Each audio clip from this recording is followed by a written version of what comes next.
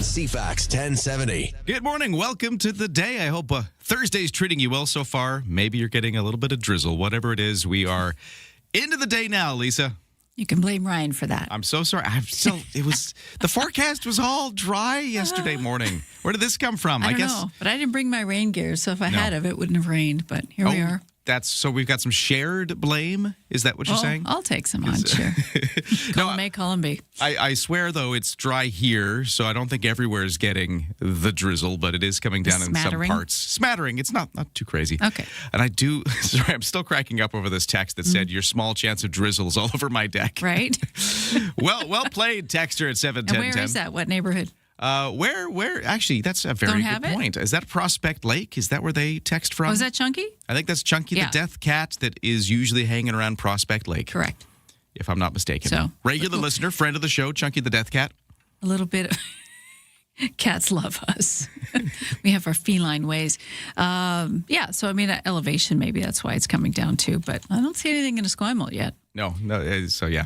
Hey, it's rain's not a bad thing after the hot weather we're having, and in fact, that's been a big part of the news because we've been seeing some of those, fires that have crept up over the last little while here on Vancouver Island and on the coast with, last weekend a few small contained ones erupting, but not bad to see a bit of cooler weather in the forecast. It doesn't take much, without any moisture, and we've got everyone going out in the wilderness enjoying themselves, and realize how fast fire can get away from you when it's tinder dry conditions, and it doesn't take much for the wilderness to dry out. So on that, of course, we have a fire ban coming into effect at noon today. Yeah, today's the day the campfire and everything else ban happens.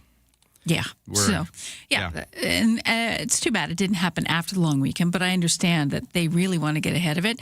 And sometimes they have eyes on, of course, the rest of the summer and how they think things are going to pan out. So the fact that it's coming in this early, it may be a sign that, if we don't get January, which we historically do, because I remember a couple of years back, we did not get a January, and we ended up having quite a few wildfires that year. So, in January, of course, if you're not from here, and I had to learn myself, it's a thing. It's when we get sort of January temperatures at the beginning of June. It's just always unsettled. With the moisture within it, yes. And May always does this to you, because May, like as an example, look at right now. You get May, it's like summer, everything's beautiful and warm and lush, and then June happens. And it's just unsettled. It's just like windy all the time. It's cloudy. It's cooler. June comes in with issues. It does. But then the summer's good after that, historically speaking. July and August are stunning. But when we talked to the BC Wildfire Service yesterday, I guess it was, when we were talking about the fact that this fire ban was coming in today for campfires and stuff, she kind of said that, like you just said, we're really watching to see how things go over this next month or two to depend on how that fire season really shapes up. If we do get some rain in June, things could be normal despite this hot start.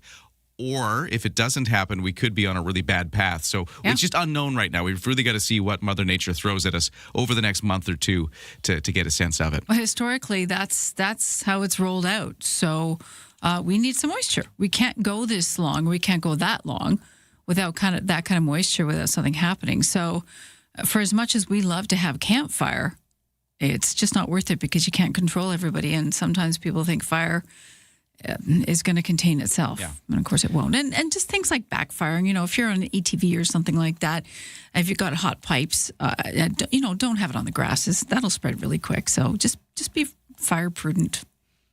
Well, what else is happening? It's 6:18 to the headlines. Here's Lisa. Well, since we talk about fire, let's take it to the water instead. The Federal Fisheries Department says a gray whale that was hit by a sea-doo in Vancouver on Monday appears to be in good condition at this point.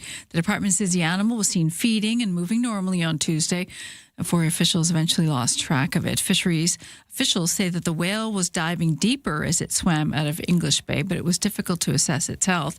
The whale, of course, was struck by a watercraft on Monday night in the waters off Stanley Park, sending the vessel airborne, the rider with it, and a scene captured on video posted online. Many people very distressed by this, and no word on any charges that rider may face.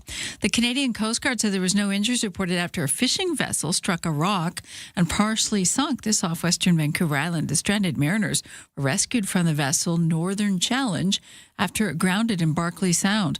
The local fishing nation says 2 people were rescued from the grounded 12-meter trawler after it hit bottom and started sinking. That was on Saturday night. The collision happened near Dodd Island within the Broken Group Islands of the ecologically sensitive Pacific Rim National Park Reserve. The First Nations say the vessel was carrying about 530 liters of fuel when it was stranded. And the Insurance Corporation of BC, better known as ICBC, is reminding drivers, cyclists, and pedestrians to be cautious after a recent live video showed numerous close calls involving vehicles failing to yield or rolling through crosswalks. It says more than 3,800 cyclists and pedestrians were hurt last year in collisions, the vast majority happening at intersections. The corporation says it has spent $4.7 million in pedestrian and cycle safety measures in the last 5 years, but they're concerned cases may rise as the warmer weather brings more people outside onto the roads. It also says the collisions are most often caused by distracted or inattentive driving, as well as failure to yield the right-of-way. Remember, if you are driving a vehicle, you have to yield to pedestrian and cyclists. That's your news to 6:20. Well, thank you, Lisa. We've got listener questions about the coming campfire ban. We've got listeners reporting the drizzle. And we have yet another activity, event in the Victoria area getting canceled this year. We've had a bunch of those this week, and we'll tell you about the latest one coming up in a moment, too. Right after traffic and weather, stand by.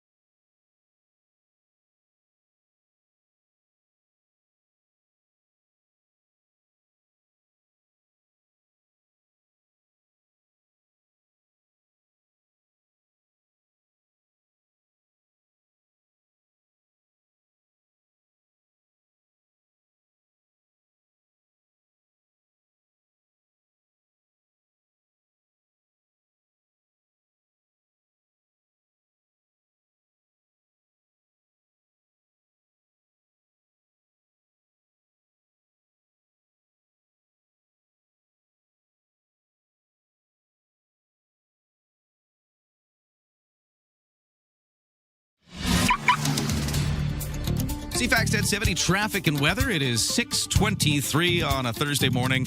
And for the roads, no crashes or accidents, but we do have some drizzle or even proper rain now for some parts of Greater Victoria. It's not everywhere, but certain areas are getting a little bit of rain this morning, so maybe watch out for that. Sometimes it can be a little slick on the roads when you haven't had it in a while. For BC Ferries, Swartz Bay to Swanson, 7 o'clock sailing is full. The 8 is next. And we have lots of room left on that one. And in the weather forecast, well, we've already kind of mentioned a bit of rain or drizzle out there this morning. It should clear up as the day goes on with a mix of sun and cloud. It's never going to get to full sun today, but we will see a little bit of sunshine with highs up to 16 degrees, a little cooler by the water. Tomorrow, cloudy as well, highs of 15, but then it clears up and we get into a mix of sun and cloud for the weekend with temperatures getting back up to around 20 degrees. In the kitchen, in the car, and at the office. Ryan and Lisa, mornings on CFAX 1070. Take us with you. Listen live on the free iHeartRadio app. Drizzle Watch 2026 continues. Texture at 71010 says, good morning again. Oh, this is the same texture who texted about the drizzle up with the cats in Prospect Lake. Okay, yes. Goes Chunky and Martin Mars. In the time it took for the text to go through, it has gone from a drizzle to a rather authoritative rain. Authoritative. Please be careful on the roads. This texter here says it rained all the way from Souk to the Highlands. So there's some pretty decent rain out there. Okay. And then this texter says, Empress Tootie the fluffy dog. Oh, we got all the pets checking in today. Darlene's checking in. Okay. Reporting a dry backyard in Esquimalt. All right. See? Another texter, 100% chance of drizzle on the Saanich Peninsula, because I guess it's happening. And then Drizzle watch. And then this is just a pet check-in. Dogs like the show too, says this texter. Tango and Mike have an alarm to switch over to your show at 6 a.m. while walking in the deep dark woods of Saanachton. Oh, okay. Okay, well, hello, good morning to you. Texter here at 71010 says, economists and weather forecasters spend most of their time explaining why their predictions are wrong. Wow. It feels like me this morning. Is it possible you're throwing shade? Oh, yeah, I deserve it, though. Yesterday, there was no rain in the forecast. Now here it Funny is. for you, but Well, we've been mentioning yes, that this is kind of funny timing because today is the day that the campfire ban is coming into place. yes. And this texter has a question to clarify. Okay. Wanting to know, let me just make sure I get the right texture here. Where is that one there? Oh, yeah, question. Can you still have a briquette barbecue at a BC park with a fire ban on? That is an excellent question. Let me tell you, it's not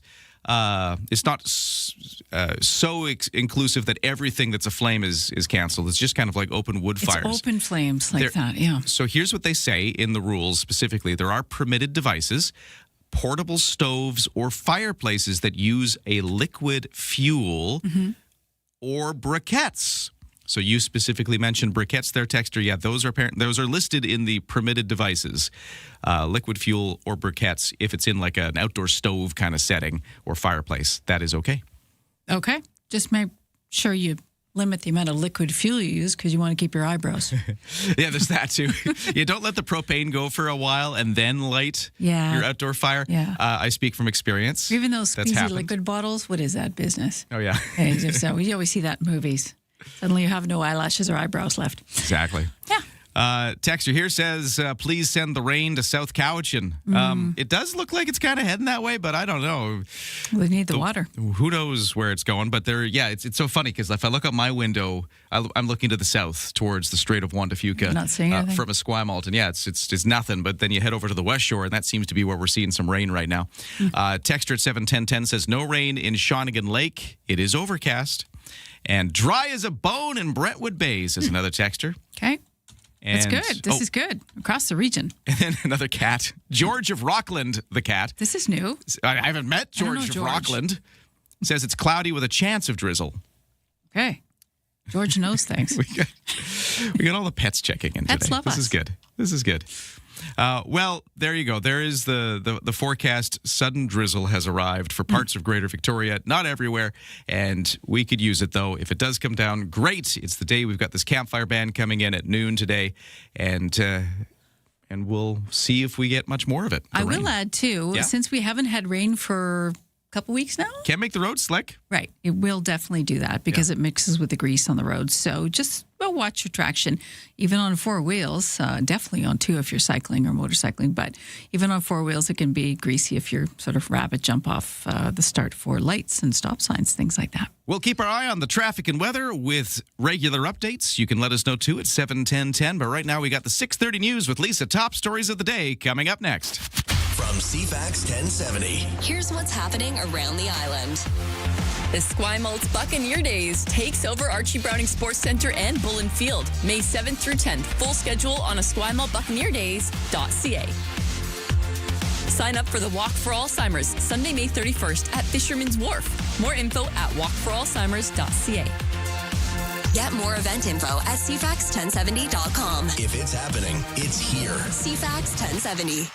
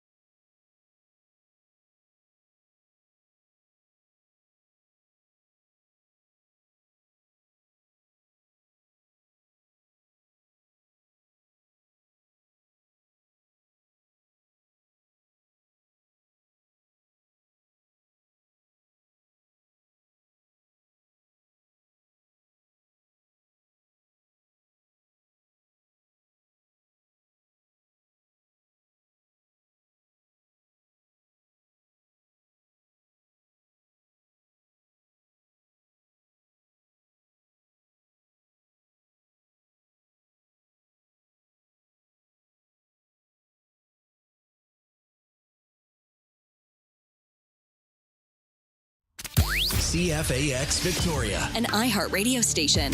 If it's happening, It's here. CFAX 1070.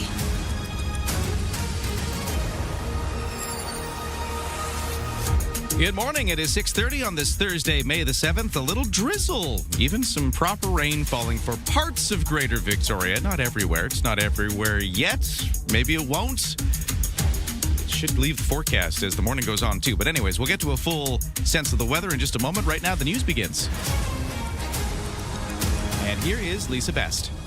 Thank you, Ryan, and good morning. We begin on the roads. BC health officials continue to warn about a rise in injuries as more and more kids take to riding e-scooters. Lower Mainland DR officials are speaking out, trying to stem the flow of injured kids landing in care.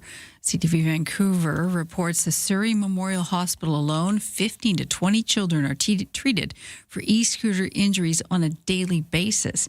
That ranges from road rash to full disability. Dr. Navid Degani says they routinely treat broken bones and much worse, including serious internal bleeding and head injuries that require surgery. Degani says about half the children that show up that they have to treat were not wearing helmets. The Transportation Minister reminding parents that e-scooters are only legal for kids 16 and up. Mike Farnworth says a pilot project still underway in 34 BC communities to determine how the current rules are requiring their use in designated bike lanes and always with a helmet are actually working, or not in this case. A new poll out this morning indicates more than two-thirds of Canadians support banning access to social media and AI chatbots for kids under the age of 16. Of the more than 1,800 respondents to Leger's online poll last weekend, 70% said they support age restrictions for social media like Instagram and TikTok. Nearly the same number support restricting AI chatbots like ChatGPT.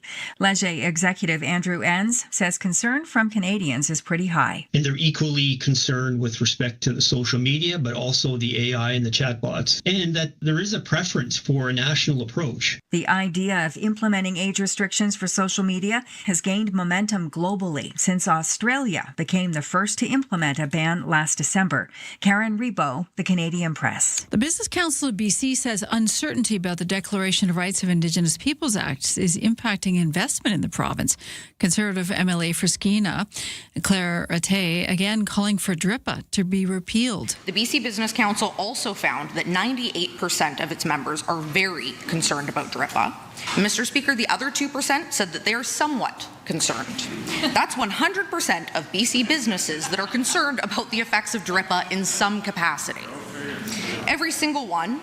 And to note, that includes Indigenous-owned businesses. That's not fear-mongering, it's fact. When will this government listen to BC businesses, secure investment certainty, and repeal DRIPA? Jobs Minister Ravi Kahlon says $8 billion of investment has come forward in the first few months of the year in BC mine projects, and the province's economic growth last year outperformed the Business Council's expectations.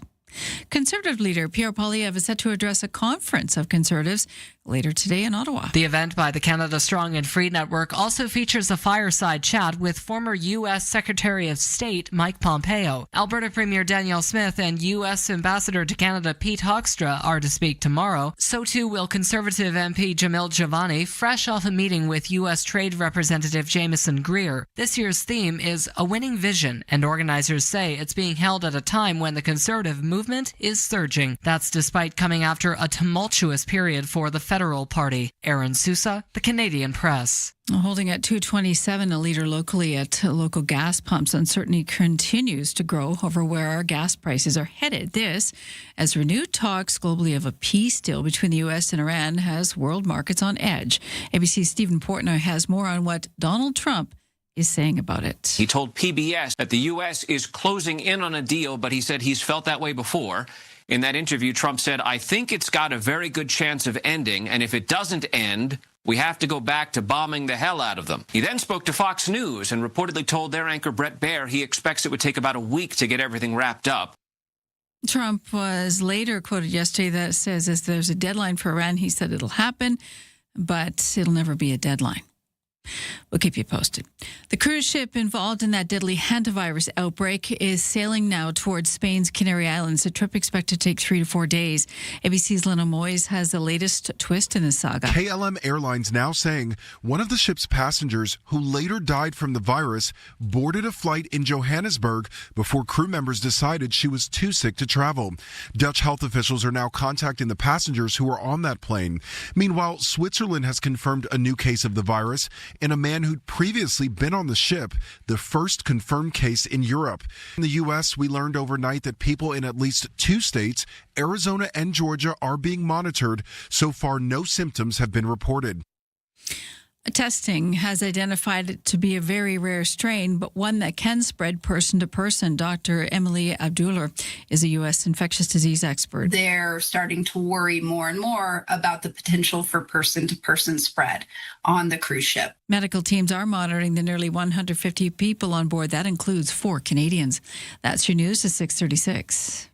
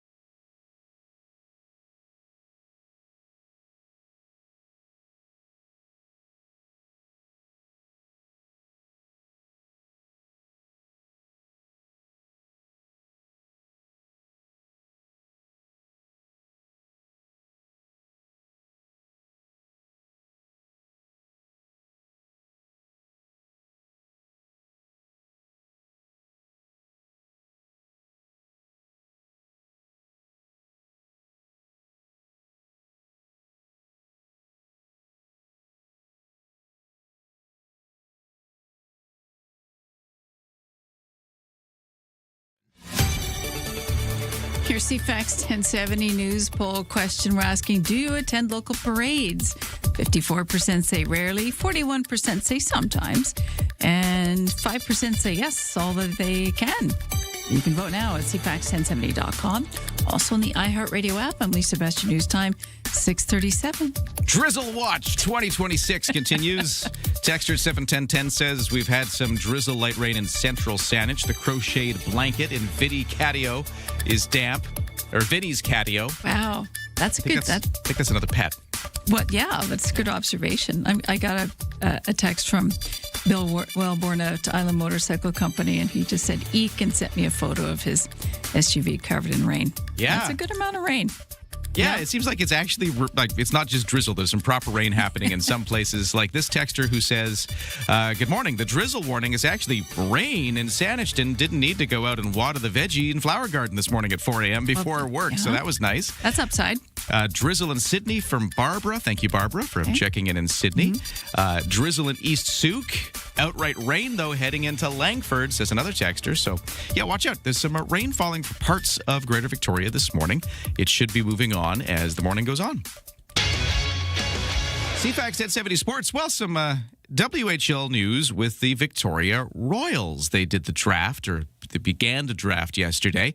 And the Royals, with some trade action, acquired 2007-born forward Cameron Schmidt from the Seattle Thunderbirds in exchange for the Royals' 7th overall selection in the draft, as well as a 2028 fourth-round selection. Now, Schmidt, who originally comes from Prince George, is a prospect for the Dallas Stars in the NHL. He was drafted 94th overall in the 3rd round of last year's NHL draft. He was also a finalist for WHL Player of the Year this past season, and he led the WHL in goal scoring, totaling 51 goals, as well as 49 assists and a total of 100 points, placing him 3rd in league point scoring or overall. So, yeah, Cameron Schmidt, bit of a WHL star, coming to the Victoria Royals as part of the behind-the-scenes wheeling and dealing at the draft yesterday. In the BCHL Coastal Conference Final, the Nanaimo Clippers down the Prince George Spruce Kings 6-2 last night in Nanaimo. And with that, the Clippers won the whole series 4-0. It's a sweep, and the Clippers will now reach the league championship series for the first time since 2022. and the 10th time they've ever made it to the final. Congratulations to the Nanaimo Clippers. And in the NHL, Montreal Canadiens fell short on the road last night, falling 4-2 to the Buffalo Sabres in Game 1 of the second-round NHL playoff series. Meanwhile, the Anaheim Ducks evened their series against the Vegas Golden Knights at 1 game apiece with a 3-1 road win. And that is your CFAX 1070 Sports to 639. Set the table for the weekend with BC Food and Wine Radio, pointing you to great wine buys, outstanding restaurants, insider stories, and all things connected to our amazing food and wine scene. Listen every week as Anthony Gismondi sits down with top winemakers, star chefs, proprietors, and more from all over BC and around the world. Don't miss BC Food and Wine Radio with Anthony Gismondi, Saturday afternoon at 1, right here on CFAX 1070.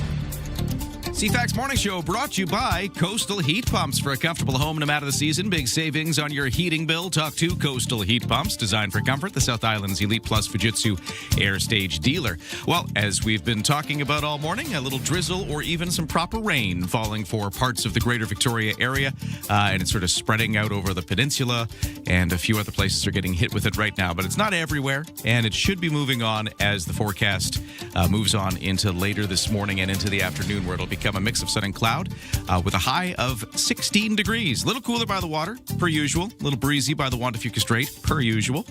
Cloudy tonight, lows down to 9, and a few clouds around tomorrow as well, highs of 15. But it clears up for the weekend, mix of sun and cloud Saturday and Sunday, with temperatures climbing back up to around about 20 degrees for Saturday and Sunday. And in theory, it stays dry right into early next week. But I said that yesterday, and look, we're now in drizzle, so chances are good it's going to stay dry, but you never know around Victoria, do you? Right now, the temperatures in Victoria, if you're in Oak Bay, 10 degrees is what I'm seeing. In Brentwood Bay, it's 11. Now, over to the markets, where we're just awaiting those first results of the day, so we can take a look at how yesterday closed. In the end, S&P TSX in Toronto up 414 points to 33,981. The Dow in New York up 612 at the close yesterday to 49,910, almost back to that 50,000 mark, at least yesterday. The Canadian dollar, 73.3 cents US, which was down just a fraction of a cent, virtually unchanged at 73.3 cents US. And the barrel of oil, $91.22 US a barrel right now, down $3 day over day. Ryan and Lisa.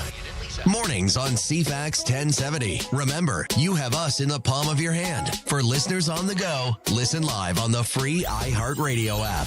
Well, yesterday we were discussing around this time in the morning the fact that the Oak Bay Tea Party was going to call off its parade, the parade portion of the event. Mm-hmm. The Tea Party's still happening. Everything else is going on, just not the parade. Mm-hmm. And this was after we'd already heard that Esquimal's Buccaneer Days were going to be getting rid of their parade as well. Buccaneer Days still happening. It's happening this weekend. In fact, some of the events start today. So that's 2 canceled. And then it comes in 3s, right? Yeah, and then exactly. You were like, what's the next one? What's the third one? Well, then yesterday we learned this isn't a parade, but it is a big event. The Downtown Victoria Business Association will no longer do its Lights of Wonder event in Centennial Square that is done for a few years. Mm-hmm. It said that after 5 years of doing this, the light structures, all of the stuff they put up in Centennial Square is kind of getting worn out. And the cost of repairing it and kind of bringing it back up, as well as increasing challenges trying to find sponsorships, just made it hard to justify this year. So that's 5 years it's been running? Yeah. Just 5 years? 5 years they've been doing it. And the structures are already, it's too much wear and tear to bring them back again? That's what they say. Interesting. I always thought it was strange that we put up metal trees of such at the rainiest time of year. That's just me. Well, yeah, maybe it rusted a bit. I'm not sure. But either way, we won't see the Lights of Wonder in downtown Victoria. I actually always enjoyed it. Usually I would never purposefully go, but I'd always be downtown shopping around the holidays. And inevitably you'd kind of stumble into it and go, oh, wait, this. And then I'd always make a point of walking through it. It was always kind of a neat thing to sort of brighten up the dark days of Christmas. So while you're out Christmas shopping. And Centennial Square, brighten that area too. Totally. And it was never a paid event. No. Right? So we were footing the bill. Well, the Downtown Victoria Business Association would foot the bill with, I guess, support from, whoever. Different sponsors, but still foot the bill. That's really unfortunate after just 5 years.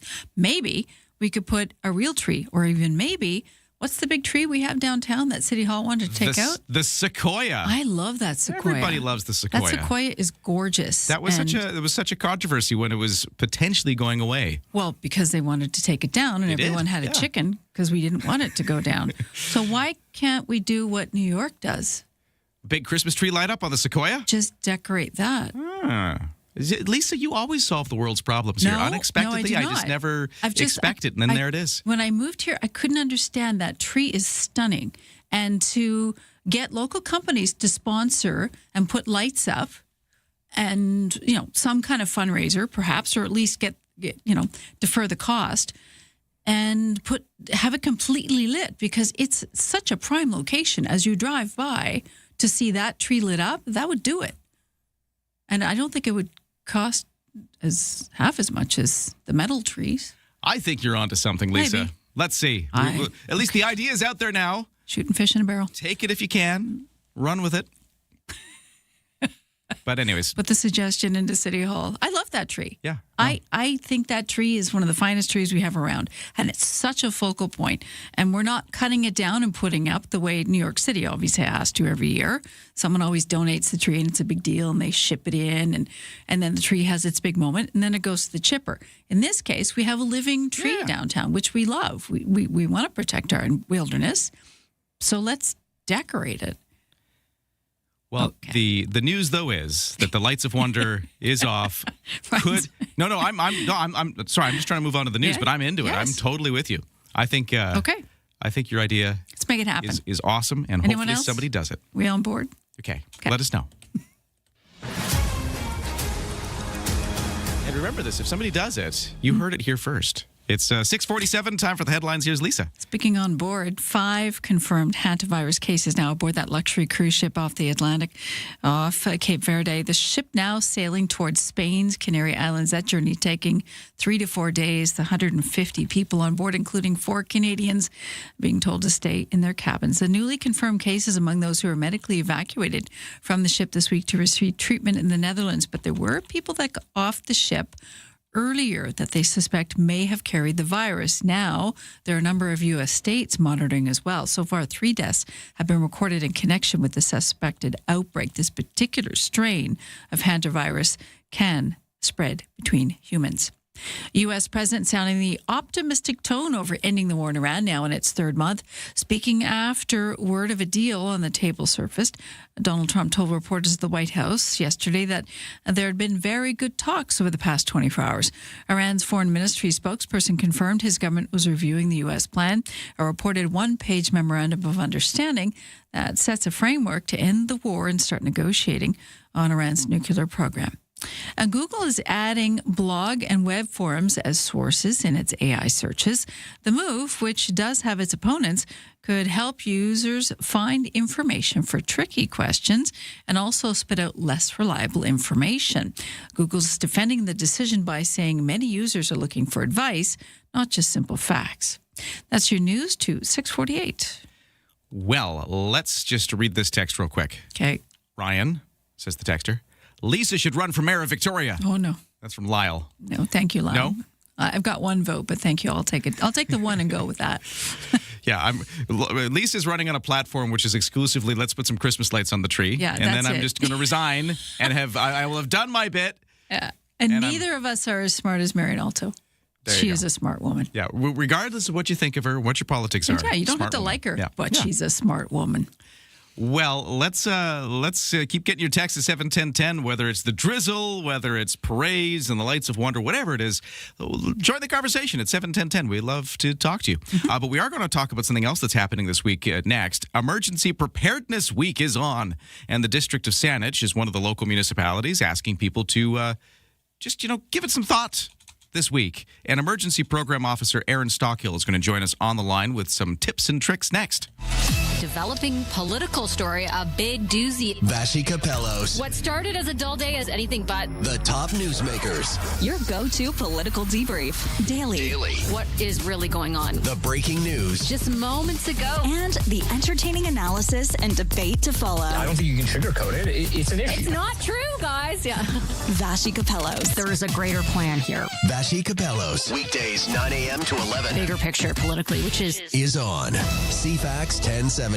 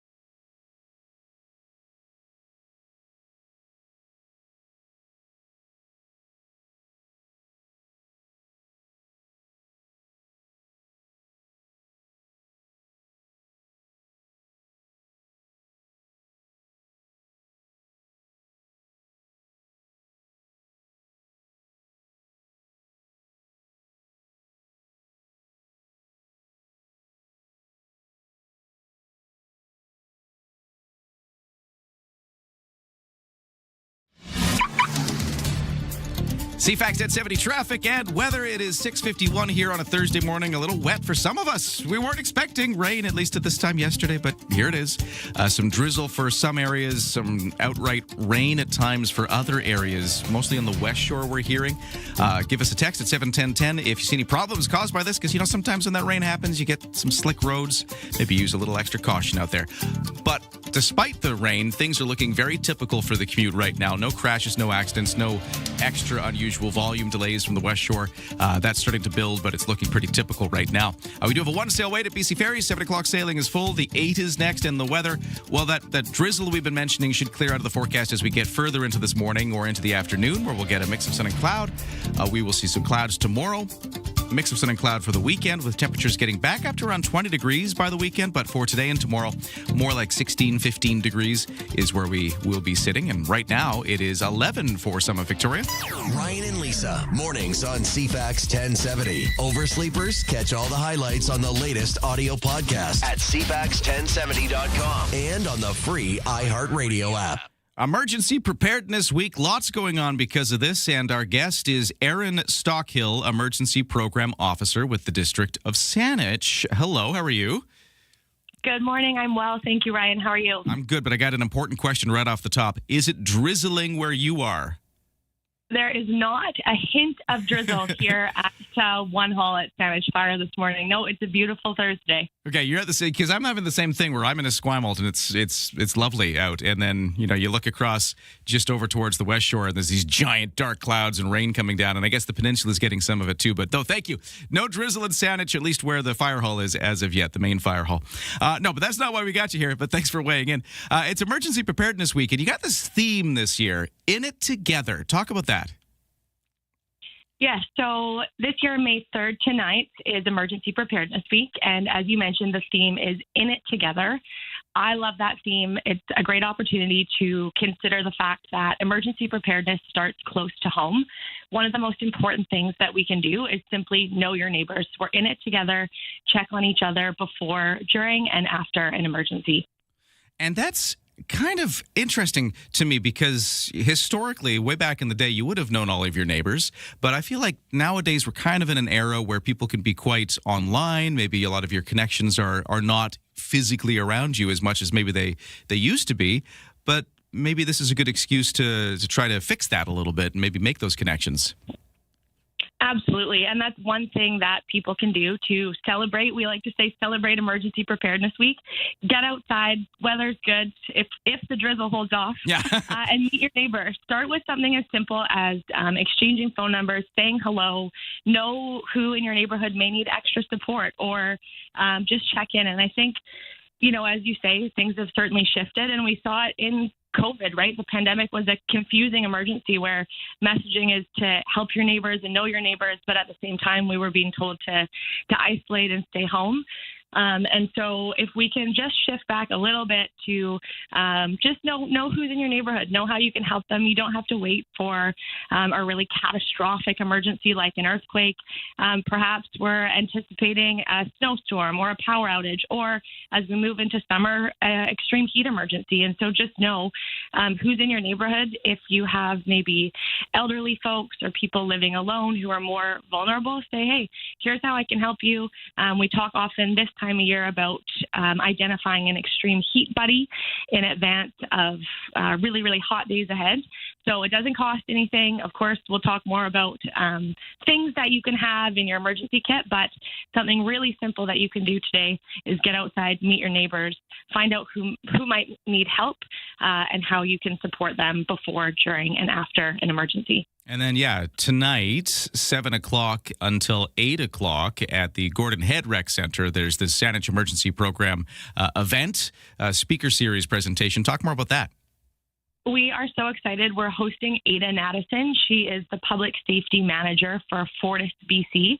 So she'll be sharing with community members, anyone. There's still a few spaces left, so register if you're interested. She'll be sharing what Fortis does to prepare for and respond to emergencies, and as well as what folks can do to stay safe and how to manage their gas and other utilities before, during, and after an emergency. So that is our speaker series, Gordon Head Rec. Visit saanich.ca/prepare or give our office a shout, and we'd be pleased to assist people in getting registered. Yeah, so you have to register before you go, or can you just show up?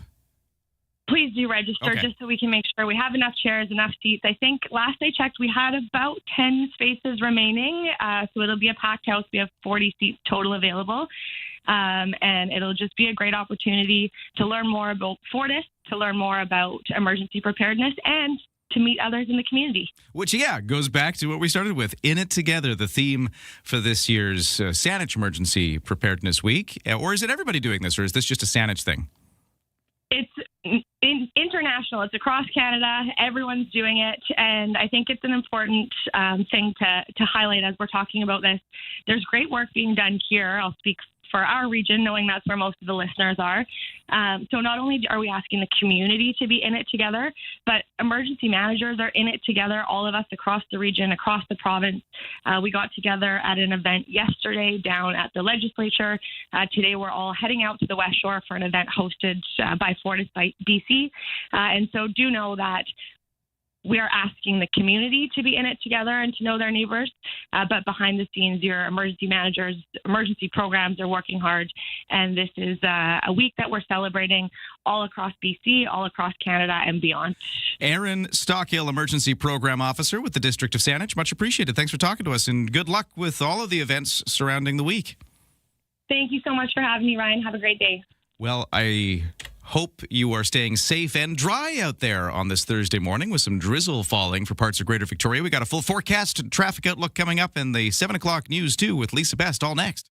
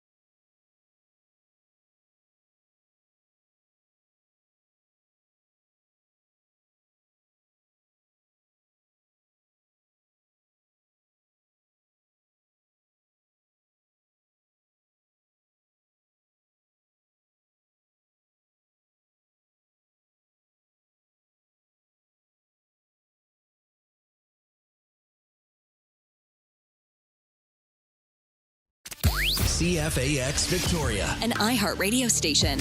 If it's happening, It's here. CFAX 1070. Good morning. It's 7 o'clock on Thursday, May 7th. Some drizzle and rain for parts of Greater Victoria. Not everywhere, but watch out. We could see some wet conditions on the roads, depending on where you are. We'll get you a full traffic and weather outlook in just a moment, but right now the news begins.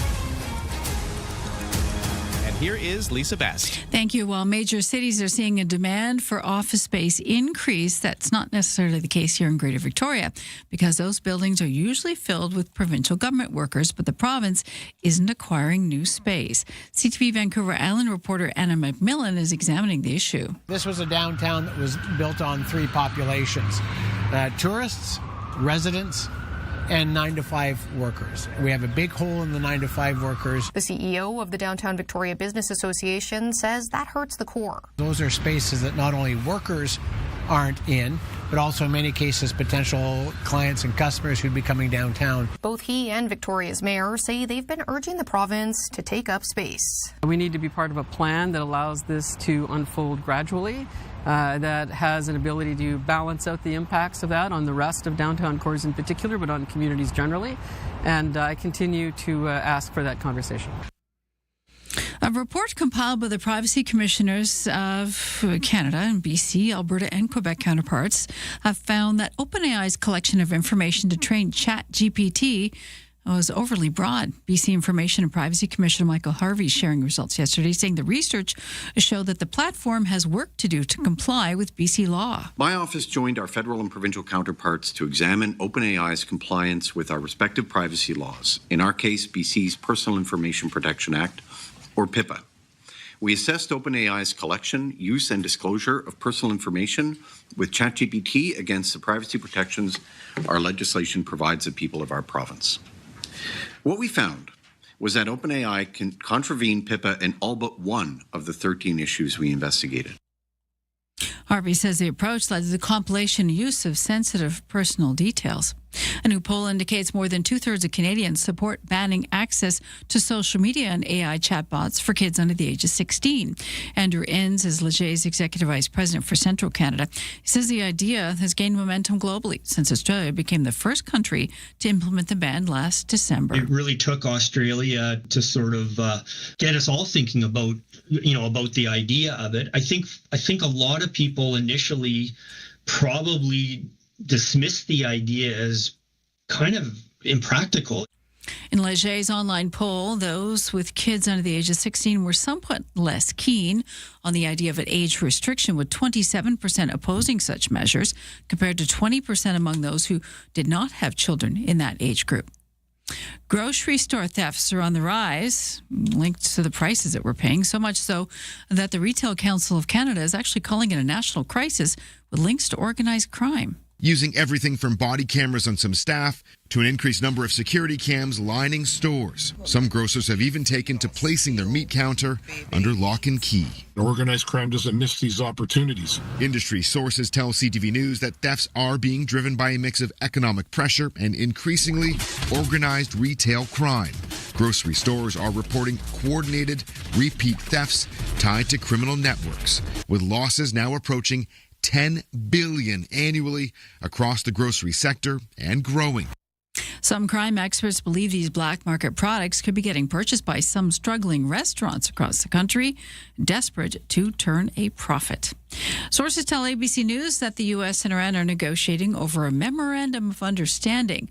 Not a full-fledged agreement at this point, but a short-term proposal that White House officials say could lead to a comprehensive deal and hopefully reopen the Strait of Hormuz. But there's no indication that the Iranian government has accepted the agreement.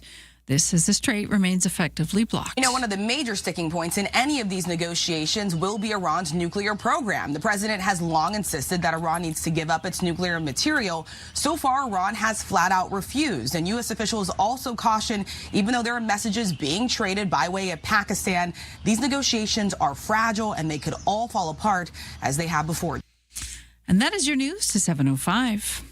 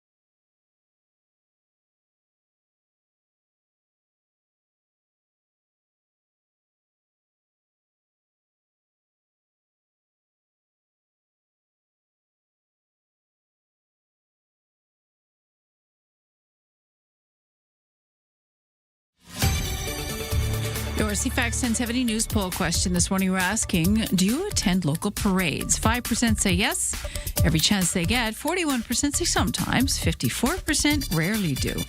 You can vote at CFAX1070.com, Twitter X, or the iHeartRadio app. And Lisa, best your news time, 7:07. Thank you, Lisa. We have some drizzle or even light rain falling for parts of the West Shore and the Saanich Peninsula this morning. That isn't everywhere. Some of us are sitting with a mix of sun and cloud overhead. It's a mixed bag right now for Greater Victoria. We'll keep you posted. All right, now let's get to CFAX 1070 Sports, where the Montreal Canadiens fell short on the road last night, falling 4-2 to the Sabres in Buffalo for Game 1 of their second-round NHL playoff series. Meanwhile, the Anaheim Ducks evened their series against the Vegas Golden Knights 1-1 after a 3-1 road win. In the BCHL Coastal Conference Final, the Nanaimo Clippers swept the Prince George Spruce Kings with a victory yesterday, and Nanaimo winning 6-2 at home. And with that, the Clippers won the series 4-0, and Nanaimo reaches the league championship series for the first time since 2022 with that win. Off the ice in the WHL, the Victoria Royals with a big acquisition. Just before the draft yesterday in the WHL, they acquired 2007-born forward Cameron Schmidt from the Seattle Thunderbirds in exchange for their 7th overall selection in the 2026 WHL draft. Now, Schmidt, he led the WHL in goal scoring last year, 51 goals, 49 assists for 100 points. It placed him third in overall league point scoring. He was a finalist for Player of the Year, and he's a prospect for the Dallas Stars in the NHL. So Cameron Schmidt joins the Victoria Royals in exchange for that 7th pick. For the Whitecaps, a little news there. BC Jobs Minister Ravi Kahlon said yesterday that the government has been approached by a local group that wants to buy the soccer team. The potential BC-based bid for the Vancouver Whitecaps comes as the announcement of a formal offer by a U.S. group to buy and relocate the team to Las Vegas was revealed last week. So it could be a new move coming there. And Canadian Shea Gilgeous-Alexander and the Oklahoma City Thunder look to take a 2-0 lead in their best-of-7 second-round series against the Los Angeles Lakers tonight in the NBA. The defending champion Thunder handily won 108-90 in Game 1 on home court back on Tuesday. That was despite an off night from MVP favorite Gilgeous-Alexander. We'll see how he does tonight. And that is your sports to 7:09.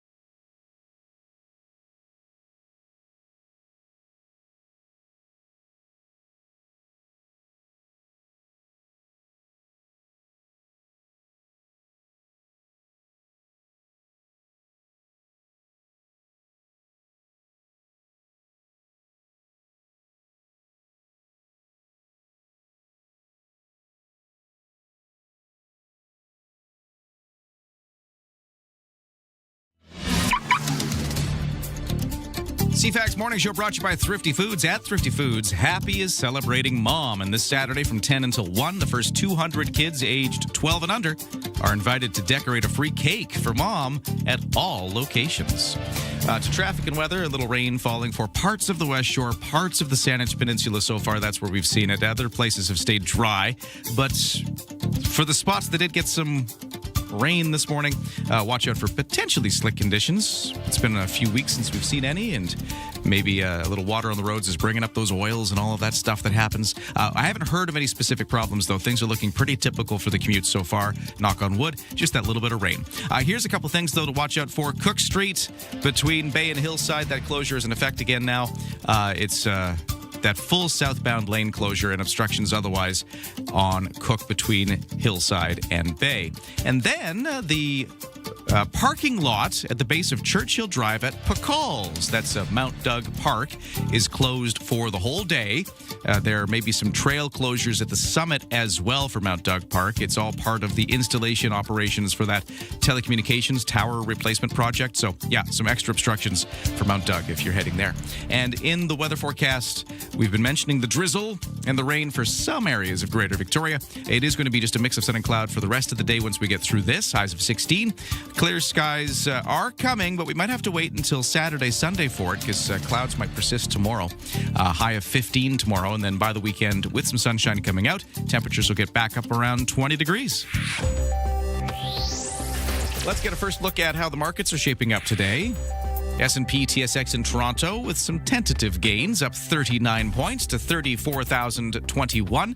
In New York, the Dow is down a little bit, down 36 points to 49,873. The Nasdaq is up 71 to 25,910. Canadian dollar at 73.3 cents US, which is virtually unchanged from yesterday's close, but is a fraction of a cent down. And the barrel of oil down $3.86 over yesterday to $91.22 US a barrel. That's for West Texas Intermediate crude. Ryan and Lisa are ready when you are. Good morning. Day or night, find the highlights under latest audio at CFAX1070.com and on the free iHeartRadio app. You can always join the conversation at 71010. Give us a text, whatever's on your mind. Maybe it's some of the things we're talking about, like the fact that the Lights of Wonder going to be discontinued. Yeah, the lights are dimming. Turned out. The Christmas event that's been going on for a few years in Centennial Square. It's the Downtown Victoria Business Association that puts it on. They announced that yesterday. And Jeff Bray, by the way, from the Downtown Victoria Business Association is going to join us later in the program to talk more about it and, maybe what the future could be for events they try to put on around Christmas. So stay tuned for that in the 8 o'clock hour today. But you'd mentioned last hour, Lisa, that maybe instead of that, they could just throw some Christmas lights on the big sequoia tree. Yeah, light that up. People love that idea. This texter says, brilliant idea about decorating our great tree. There are many well-worn fundraising ideas to help pay for it. And then another texter wants to say Lisa for mayor. So we've got that going on. Hard pass, but thank you. And then this texter says, Lisa's suggestion to light the beautiful tree is excellent. I hope City Hall will listen. And another texter says, I'm sure the Centennial tree used to be lit up years ago. The tree at the center of Jutland and Burnside is lit up every year. Oh, that's nice. Yeah, we do have trees that are lit up, and they do it in at Uptown. In the big courtyard there, they have a big tree. That one's nice. That isn't real, is it? I don't think so. Yeah, I think that one is put there as well. But if we can take a living, it is gorgeous. It's huge. If we can take a living tree and decorate it and then just take the lights off it, I don't know. I like that idea, especially here on Vancouver Island where we like to conserve. Does anybody else feel weird that we're talking about Christmas trees in May? No. No? Is it okay? Do you think we should wait till July? Maybe wait till December? I don't know. But anyways. Well, it's just because we lost two parades. There's a reason. Yeah, there's a reason. Yeah, we're talking about it. So Esquimalt, the Buccaneers Day starts today. Yeah, they're going to start. I thought it was tomorrow. Well, I think they have a kickoff event of some kind today. The Midway, if you are going by kind of the Archie Browning parking lots, you'll already see all of the rides getting set up, getting ready for that. The Sizzler's out there. That makes me excited. Sizzler? The Sizzler. Is that your favorite? One of them, yeah. Yeah? I kind of like the Sizzler. I might get on it. Really? I have a bit of vertigo afterwards, as adults do. I guess, yeah, the motorcycle rider of the show, I could see you being a Sizzler? A Sizzler rider, You like the thrill. Well, the one, the salt and pepper shaker one? Yeah? Yeah, no. Not into that one? No. Even as a kid, I didn't want to go on that one. Or the Ferris wheel. I don't know. I like the Midway. It's kitsch. It's cool. I think I'm at the age now where the Ferris wheel is the best. It's just calm. You just sit and then you look at the view. It's kind of neat. I am old enough for a Ferris wheel. That is my age now. Well, you do other things. You do running. I'd like to have a sit and watch the view. Yeah. You don't want to have the vertigo afterwards. And there's a barbecue today, too. And the Esquimalt Farmers Market is on as well, too. Oh, it's going to be busy. So, Esquimalt Boulevard's going to be packed. Lots going on today. Yeah. 7:16. And now for the headlines, here's Lisa.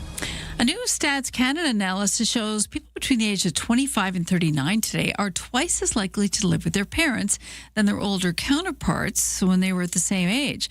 The new report also shows Vancouver had among the highest rate of millennials living with parents based on 2021 census data, with almost 37% in that city in the age group doing so. That percentage is up about 16.7% 3 decades ago. Vancouver's rate only outpaced this report that of Toronto, which sits at almost 49%. And that is up from 22% back in 1991. A poll of a survey of about 1,800 Canadians last week shows concern is pretty high about how social media may be affecting kids. More than 80% of respondents to a Leger online poll say they're concerned about the potential negative impact social media and AI chatbots could have on kids and teens. Leger executive Andrew N. says about 70% support banning social media and AI chatbots for kids under the age of 16. And a hospital in southern Manitoba has canceled surgeries, but it's not due to a shortage of staff or beds. It's because of ants. A Southern Health Authority says the infestation of ants means about 16 elective procedures had to be rescheduled. This is in Carman, just southwest of Winnipeg. The hot work is being shifted elsewhere as the exterminator rids the hospital of the pets. The hospital has had to deal with ants for the past nearly 2 years. That's your news to 717. Well, I think we're establishing that you can talk about Christmas trees any time of year. And it's appropriate then that we're going to talk about CFAX Santa's Anonymous in a moment, which you can also talk about any time of year because CFAX Santa's Anonymous doesn't just happen at Christmas. We're helping out all year round. That's right. And we're going to give you an update on how that's happening right now with Christine Goodsir, Executive Director of CFAX Santa's Anonymous, who's joining us in just a moment. But we're also taking a look at traffic and weather. How's the drizzle where you are? Text us at 71010.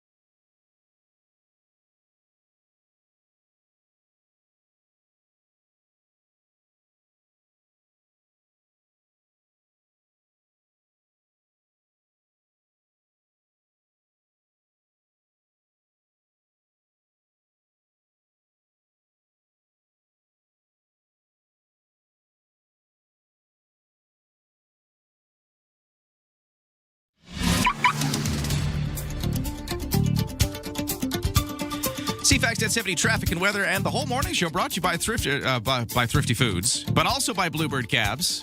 Download the new Bluebird Cabs app at Bluebird Cabs LTD. They're proudly local and Canadian owned and run since 1946.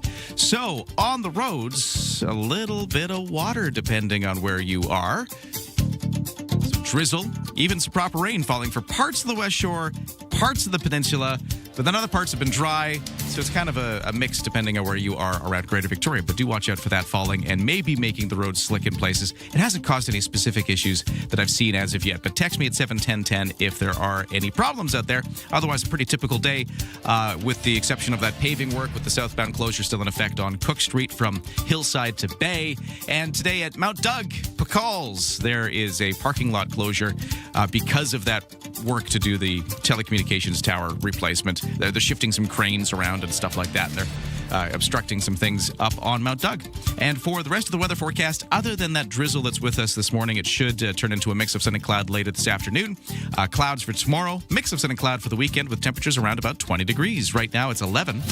Ryan and Lisa, mornings on CFAX 1070. Well, is it drizzling where Christine Goodsir, Executive Director of CFAX Santas Anonymous is? Christine, welcome to the program. How you doing? I'm doing great. Not drizzling. No. It's dry for you. Okay. It's dry for me. Oh, well, because I got another text message here. It says, just popped out to put cushions away in case we see drizzle in Brentwood Bay, but nothing yet. So that's another drizzle watch update for us here. As we. I never thought of that. Now I have to go put my cushions in. Just in case. Yeah, I wasn't prepared for this. My cushions are out as well, but here I am at the radio station. Anyways, Christine, this is important because we've got a lot going on with CFAX Santas Anonymous because, of course, we happen all year round. We're doing things all year round. And one of the things we're focused on right now is that we help some local kids go to post-secondary school, university, college. We've got a bursary program, but there's a deadline coming up. So let's talk about these bursaries. Yes, this is just a great program that we started about 3 years ago, and it's for first-year bursaries. It's leaving high school and embarking on a post-secondary education, and so this qualifies not only for university but also for Camosun and trades, and it's the deadline is next Wednesday, May 13th. So it's very easy to apply. It's a two-part. One is completed by the student and one by the parent. On our website, we have the links to those applications. Very straightforward bursary application. We just feel it's so incredibly important, and we usually give 3 or 4 $2,000 bursaries, and then there is one special bursary for $3,000, and that is the Mel Cooper bursary. That bursary is focused on students with, a giving back attitude like he did.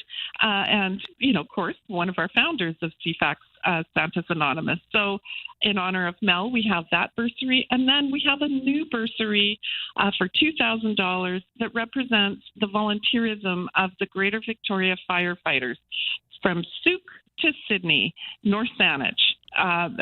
Firefighters donate their time to help CFAX Santas Anonymous now for 49 years.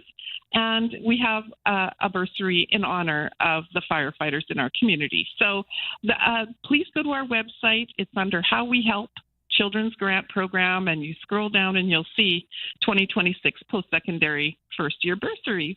So who should apply for these? I mean, other than just, kids who are looking for university and college and a little help, are there any other things you need to do to get this? Yes, one of the criteria, obviously, for Santas Anonymous and our mandate is for people who, are facing financial barriers to do just that. So that's what we're, one of the criteria is, and that's where the parents fill in that second part of the bursary. And, we think that it's just very important for all kids to have the opportunity to carry on past high school. So that's who should apply, and please get on it. It's May 13th, next Wednesday at 5 p.m. that it closes. So if you are a kid out there, or somebody out there going to school, going to post-secondary education, maybe struggling a bit to get the money together to pull it off, this is a bursary you should look into, but do it now because, like you said, next Wednesday is the deadline, and we'd love to get those applications in. CFAXSantas.com is the website to find that. Okay, so bursaries are coming up. Another thing, too, that we do all year round at CFAX Santas Anonymous is give out grants to wonderful programs and community groups and just, activities that take place involving children and families around Greater Victoria. Talk about how some of those have been going. Well, we have a very active funding committee. There's eight members on our funding committee of our 14-member board. So you can see that it's a committee that's very dedicated to this task. And one of the things that we looked at this spring was food security again. And now with, look at the prices of our gas and trying to get to work. Many families that are marginalized have to look at, the gas tank versus how much food they're going to buy this week. And so we gave to the Burnside Gorge Community Association toward the Fresh Food Hamper program. It's $28,000, and that is really going to help between, for this month, for June, and through July and August in the family program. So that money is really going to help families that are struggling. And Burnside Gorge Community Center is one of those organizations that delivers, and that's how we support is organizations that are doing the work, that just need that extra hand up to keep it going and fill the demand. So we're very grateful that we've been in a position to do this. Our donors are very supportive, and we can respond on their behalf. CFAX Santa's Anonymous, helping all year round. And that's Christine Goodser, Executive Director. Always a pleasure to talk to you. And check out that bursary application as well. Just one more time mentioning that. It's coming up for the deadline. And great to talk to you. And stay dry out there, Christine. Will do. Thank you. Speaking of that, I have a text message here from about 7 minutes ago that says the rain was coming down pretty hard as I approached Tunnel Hill on the Malahat. Again, that was from a few minutes ago. But yeah, rain in parts. We're watching that forecast, and we'll give you a full update coming up with the traffic, weather, and 7:30 news next on CFAX 1070. From CFAX 1070. Here's what's happening around the island. The Esquimalt Buccaneer Days takes over Archie Browning Sports Centre and Bullen Field, May 7th through 10th. Full schedule on esquimaltbuccaneerdays.ca. Sign up for the Walk for Alzheimer's, Sunday, May 31st at Fisherman's Wharf. More info at walkforalzheimers.ca.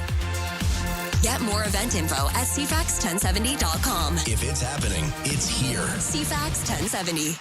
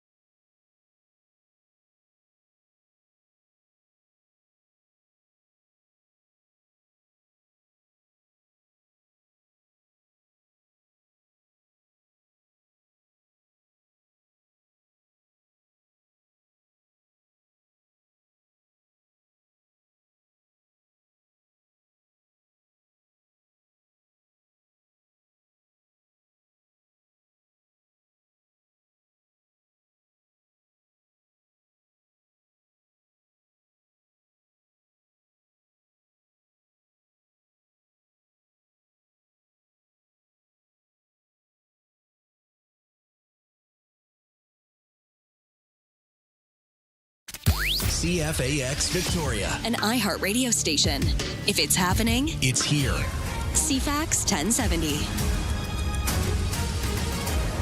It's 7:30 on Thursday, May the 7th. A little wet for parts of Greater Victoria this morning with some dark clouds overhead. It's not everywhere, but we'll get you a full look at the forecast in a moment. Right now, the news begins, and here's Lisa Best. Thank you and good morning. No open fires being allowed on Vancouver Island as of noon today. The smattering of rain we're receiving is going to be a drop in the bucket. The cooler temperatures are helping firefighters gain the upper hand on any fires that do break out. However, with no serious rain in the immediate forecast, Coastal Fire Center crews are trying to stay ahead of the danger. No fires here burning on Vancouver Island. There was a small one west in Nanaimo, but that's not expected to breach reach its current size of a third of a hectare in size. Saanich Police, with some help from other local police jurisdictions, raiding what they believe was an illegal gaming house. This was on April 23rd. The investigation began earlier this year, culminating with a search of a business in the 400 block of Burnside Road East. Several people were arrested, about 12,000 in currency found, along with gaming equipment and related paraphernalia all seized. The investigation continues. Investigators do expect to lay drug charges and gaming charges at a later date. Some local female-run businesses are reporting harassing phone calls. Oak Bay Police received a report of calls to a business in the 2800 block of Foul Bay Road last week. Female staff reported receiving multiple calls over a short period from an unidentified caller who appeared to have a male voice, speaking in a hushed tone, making inappropriate comments. Police say there are similar reports involving other businesses in Oak Bay, as well as businesses in other neighboring communities too now. The attempt is on to track those phone calls. The revised Victims of Crime policy came into effect in this province yesterday. The BC Prosecution Service has updated its policies on the treatment of victims of crime, including victims of intimate partner and sexual violence in BC's justice system. It strengthens expectations that victims receive clear, timely information about their cases, including notification of release conditions and any changes where victim safety may be affected. The changes also improve how victims are supported when giving testimony and preparing victim impact statements, reinforcing the justice system's responsibility to treat victims with care and respect.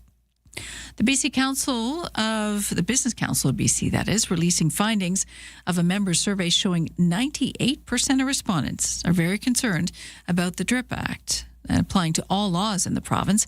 They also found they don't believe the Declaration of Rights of Indigenous Peoples Act is living up to its original promise of creating greater investment certainty in BC. The opposition Conservatives took that message to the BC legislature yesterday. Jobs Minister Ravi Kahlon is disputing the findings. 4 new mines have been invested in. We have $8 billion of investment that's just come from January to now. Within the last few weeks, we've seen billions of dollars of investment in British Columbia, and we're expecting billions of dollars of more investment coming to British Columbia in the weeks ahead. So we'll continue to work with the BC Business Council. I know they're advocating for certain measures, and that's great. They should do that. But let's not get the stats mixed up. The stats are clear. We are continuing to lead the country, and we will do that into the years ahead. The council says it's up to government to find a better path forward to explain how it's going to work for everyone in this province. A new poll indicates more than 2/3 of Canadians support banning access to social media and AI chatbots for Canadians under the age of 16. Andrew Enns is the Leger's Executive Vice President for Central Canada. He says Ottawa should note that Canadians are seized by the issue. Concern from Canadians is pretty high. And it's pretty high with respect to social media platforms like TikTok, Instagram, and also quite high with respect to chatbots. The idea of age restrictions for social media has gained momentum globally since Australia became the first country to implement the ban last December. Well, at $2.27 and holding a leader locally, uncertainty continues to grow with the worry about where gas prices are headed. This has renewed talks of a peace deal between the U.S. and Iran as world markets remaining on edge. ABC's Stephen Portnoy has more on what Donald Trump is saying about this. He told PBS that the U.S. is closing in on a deal, but he said he's felt that way before. In that interview, Trump said, "I think it's got a very good chance of ending, and if it doesn't end, we have to go back to bombing the hell out of them." He then spoke to Fox News and reportedly told their anchor Brett Baer he expects it would take about a week to get everything wrapped up. Trump was later asked yesterday if there was a deadline for Iran and said it'll happen, but there's never a deadline. And in health news, a little cloudy now with a smattering of rain, but you got to protect your skin. Health experts raising awareness about the deadliest form of skin cancer, melanoma, and how easy it is to contract it. Cleveland Clinic dermatologist Jennifer Lucas says the longer it has to grow, the harder it is to treat. And sunscreen should be part of your daily routine. In the morning, just like you brush your teeth, put that sunscreen on, because it doesn't matter if it's cloudy, it doesn't matter if it's sunny, all of that exposure is going to put you at risk. Lucas says, see a skin doctor if you flag any skin spots that have an uneven edge, irregular borders, or vary in color. A spot that's bigger than the tip of a pencil eraser can also be flagged. Data shows most cases can be cured if they're caught early. That's part of the problem. That's your news to 7:35.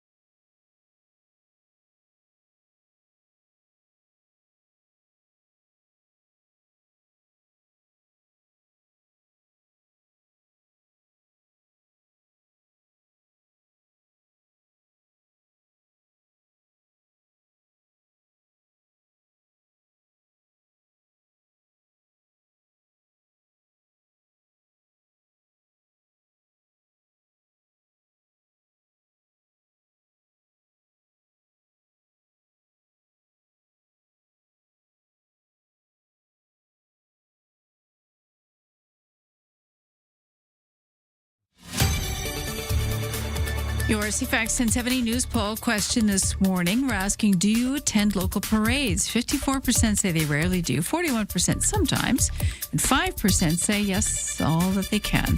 You can vote at CFAX1070.com or the iHeartRadio app. I'm Lisa Best, your news time, 7:37. Thank you, Lisa. Good morning. It's a bit drizzly out there for some of Greater Victoria. Not everywhere, but some bits getting a little bit of rain. Full rain in some areas, drizzle in other areas. It's kind of all over the place. And then other places are dry and there's some sunny breaks. So the weather's a little all over the place. And we'll keep looking at that coming up in just a moment. Well, in the meantime, let's talk about the sports. I've got a cool story about the Victoria Royals in the WHL. So draft day yesterday, and the Victoria Royals did a trade for their number 7 overall selection, and in exchange got one of the top scorers of the WHL this last season, a guy named Cameron Schmidt, 2007 born. He was with the Seattle Thunderbirds. They did this exchange with the Thunderbirds for that 7th pick, as well as a 2028 4th-round selection. So that got traded to the Thunderbirds, and the Royals get Schmidt. He hails from Prince George. He's a prospect for the Dallas Stars in the NHL. He was drafted 94th overall in the 3rd round last year.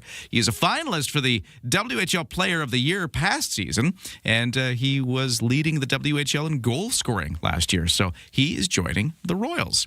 In the BCHL Coastal Conference final yesterday, the Nanaimo Clippers booked their ticket to the whole thing, to the whole final. They beat the Prince George Spruce Kings 6-2 yesterday. Nanaimo sweeps the series 4-0, and the Clippers reach the league championship series for the first time since 2022. NHL playoffs, Montreal Canadiens fell short on the road last night, losing 4-2 to the Buffalo Sabres in Game 1 of their second-round NHL playoff series. Also last night, Anaheim Ducks evened their series against the Vegas Golden Knights at 1 game apiece after a 3-1 road win. And more news about the Whitecaps, as there's still this fear that maybe the team's leaving Vancouver. There's this U.S. group that would like to buy them and relocate the team to Las Vegas. We learned that last week. Well, now BC's Jobs Minister Ravi Kahlon said yesterday that the government has been approached by a local group that wants to buy the Whitecaps. The potential BC-based bid for the Major League Soccer team could be a way to try to keep the team in Vancouver, as it has been for sale for a while. We'll follow that story, but that's the latest, and that's your sports to 7:39.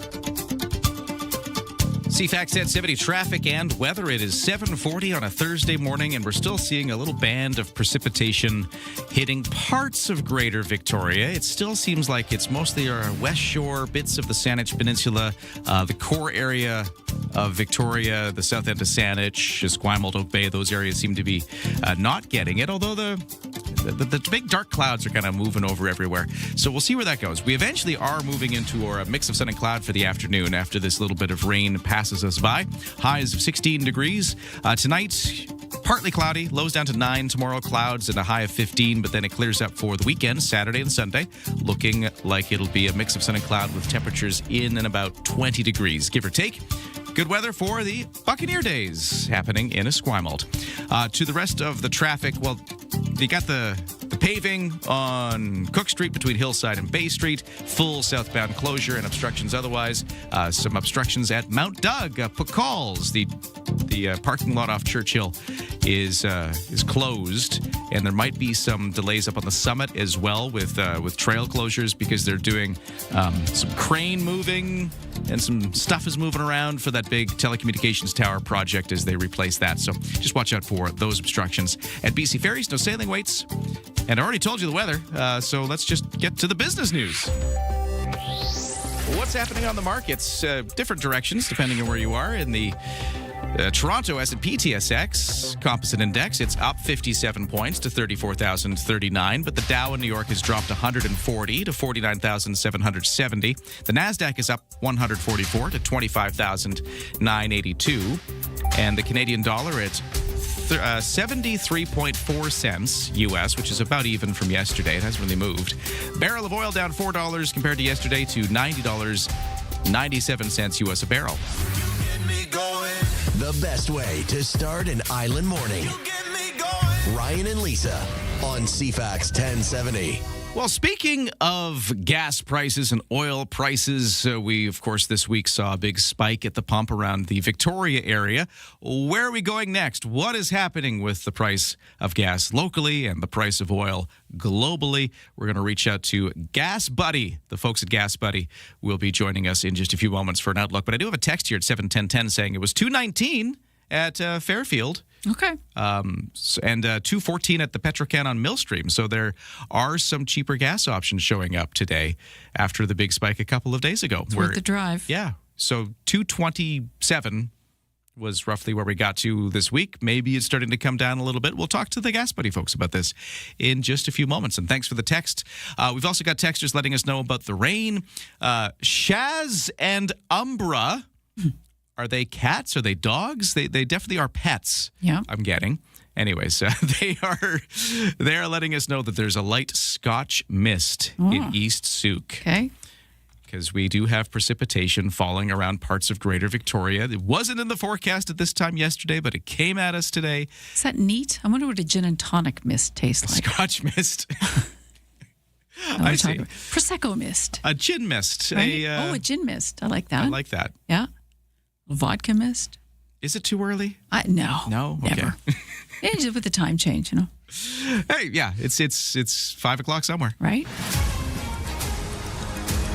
7:44. What's happening in the headlines? Here's Lisa. The Federal Fisheries Department says a gray whale hit by a sea-doo in Vancouver Monday appeared to be in good condition on Tuesday. The department says the animal has been feeding and moving normally before officials lost track of it. They say the whale was diving deeper as it swam out of English Bay, but it was difficult to assess its health. The whale was hit by that watercraft on Monday evening off Stanley Park so hard that it sent the vessel airborne with the rider with it. The scene captured on video posted online. Many people shocked by the fact that a ski-doo driver basically drove into the whale, and no word on any charges as of yet, but we'll keep you posted. The Canadian Coast Guard says no injuries reported after a fishing vessel struck a rock that was partially sunk off Western Vancouver Island. It happened in Barkley Sound. The stranded mariners rescued from the fishing vessel Northern Challenger after it ran aground. The local First Nations says 2 people were rescued from the grounded 12-meter trawler after it hit bottom and started sinking. This was Saturday night. The collision happened near Dodd Island within the Broken Group Islands off the ecologically sensitive Pacific Rim National Park Reserve. On that note, First Nations in the area say the vessel was carrying about 530 liters of fuel when it was stranded.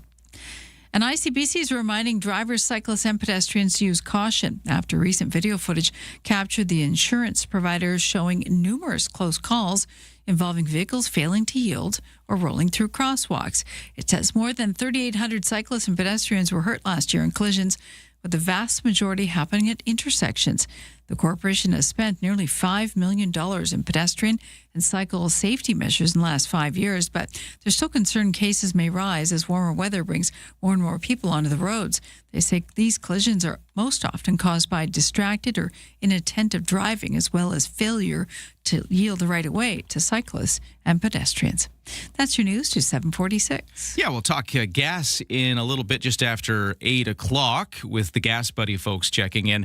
First, though, we head to Ottawa and talk to Vancouver Island area Member of Parliament Gord Johns. He's going to be talking to us about a number of issues, including the new Governor General announced. NDP MP for Courtenay Alberni, Gord Johns, on the line to talk to us in just a few moments after traffic and weather. From CFAX 1070. Here's what's happening around the island. The Esquimal's Buccaneer Days takes over Archie Browning Sports Centre and Bullen Field, May 7th through 10th. Full schedule on esquimalbuccaneerdays.ca. Sign up for the Walk for Alzheimer's, Sunday, May 31st at Fisherman's Wharf. More info at walkforalzheimers.ca. Get more event info at CFAX1070.com. If it's happening, it's here. CFAX 1070.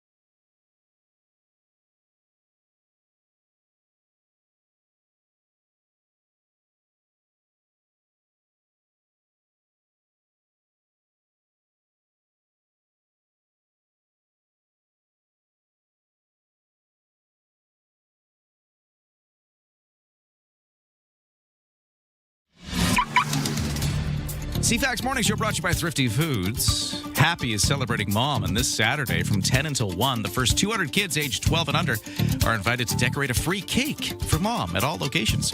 On the roads, no crashes or accidents right now. We do have some rain or mist falling for parts of Greater Victoria, so watch out for wet roads in some places, not everywhere. But yeah, this drizzle is part of our forecast for this morning. Other than that, no specific issues on our roads when it comes to crashes or accidents, but the paving work causing a full southbound closure on Cook from Hillside to Bay. The parking lots at Pacalls, that's Mount Doug, completely closed for construction work today, so watch out for that. And some of the trails up near the summit could be affected as well, as they're doing more work on that telecommunications tower replacement project. I mentioned the rain. Well, that's going to end as we get into the rest of the day. Mix of sun and cloud for the rest of this Thursday. Partly cloudy tonight, lows to 9. Clouds for Friday, highs of 15. But then Saturday and Sunday, looking sunny with temperatures getting back up around 20 degrees. It's 11 right now. Let's get started. Start your day informed and entertained.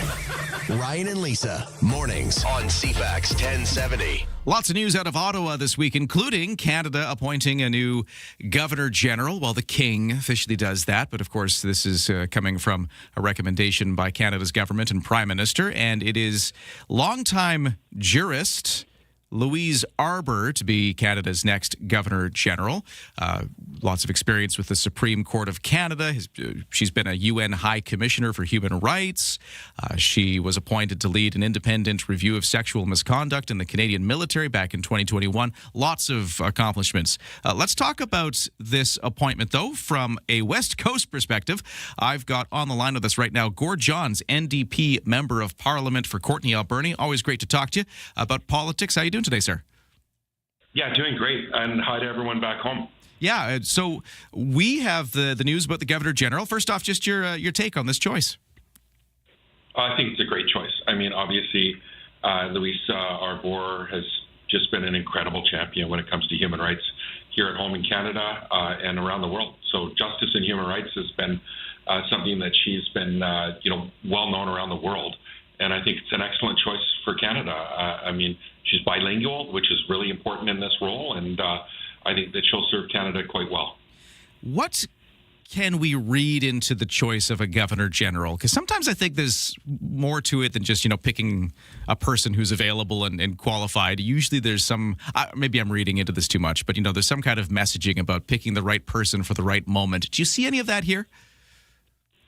Yeah, I do. I think that obviously the governor general carries out the day-to-day duties of the monarch, and they're supposed to be there for both constitutional and ceremonial duties. And certainly this is someone who understands the Constitution. She also understands the challenges that people are facing. She's been a champion for, a justice champion. And right now we need that. We need a champion for whether it be human rights, whether it be environmental, economic, or social justice. She's got the credibility there in her actions and her experience, and not just here in Canada, but around the world. And right now, people are struggling. They're struggling to make ends meet. I hope that she'll be out there highlighting the challenges people are facing, but also solutions, and also ensuring that people are getting help, and that everybody needs to be included in this economy, and that our priorities are clear. That we need to take on, tackling climate change, reconciliation, and building a fair economy. So I believe Louise Arbour is an excellent choice at a critical moment in our history. Now, that sounds great. Sounds like a very qualified person. Another thing that goes into this is regionality and making sure you're representing Canada with these Governor General picks. And there's a bit of controversy with our previous Governor General, I guess still current Governor General. They haven't done the change yet. Mary Simon, who struggled through her tenure with the French language, which got her some criticism because there's always this effort to represent, both English and Canadian parts of the English and French parts of Canada is what I mean to say. So that was something that I guess we're seeing corrected here in a person, Louise Arbour, who is from Montreal originally, speaks French fluently. But in that, I'm noticing, I just looked this up because I was trying to figure out from a Western Canadian perspective, the last time we had anybody from quote unquote Western Canada was 1990, I believe, which was somebody from Saskatchewan. So that's in the 1990s, at least. I can't remember the exact date, but and Saskatchewan is about as far west as that got. We've never had anybody from BC, apparently, as the Governor General, at least as far as I can see as I look back at the list. Is it our time eventually in BC to get somebody who gets this role? Well, I think I'll touch on a few things that you said. First, our Governor General, Mary Simon, she broke down barriers, being the first, Indigenous language holder speaking Inuktitut, carrying on the role. She was, broke down huge barriers in this role. At the same time, we heard loud and clear that we need someone who's bilingual, and I respect that. I think that's important. It's absolutely critical in this role. So Louise Arbour checks those boxes, and as well as her strong credibility in this role. In terms of, Western representation in this role, it came to no surprise of anybody that we're certainly haven't seen a Governor General from British Columbia. I didn't expect that. Geez, I live on Vancouver Island, where we're 2.5% of the national population. We haven't seen a Senate appointment in 55 years, since 1970, actually, on Vancouver Island. We had Pat Carney nominated and put in the Senate. He was from Quadra Island, but she was living in Vancouver. We had Larry Campbell, who lived in Vancouver at the time when he was appointed, but now lives on Pender Island. But we have not seen a Vancouver Islander even get appointed to the Senate, despite the fact that there's 105 senators in Ottawa, and we're 2.5% of the population. Hey, PEI gets 4 senators. They got 187,000 people. We've got almost 1 million on Vancouver Island. So the disproportionality of representation from the West is real, whether it be a Governor General position or whether it be in the Senate. Heck, I'm an MP who has to speak 100 times as loud to be heard in Parliament than 75% of the MPs that are in the same time zone within 2 hours of Ottawa. So I know full well about the challenges we faced in the West and certainly on our side of the Rockies, and as Vancouver Islanders. So I wasn't surprised. How's that?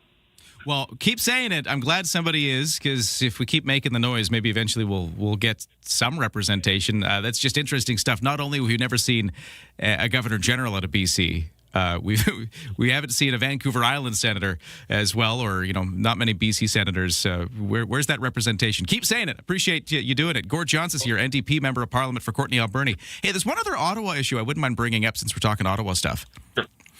One of the issues we were covering earlier this week was the idea that the federal government, the Mark Carney government, might be exploring the privatization of airports as something that they're looking into doing.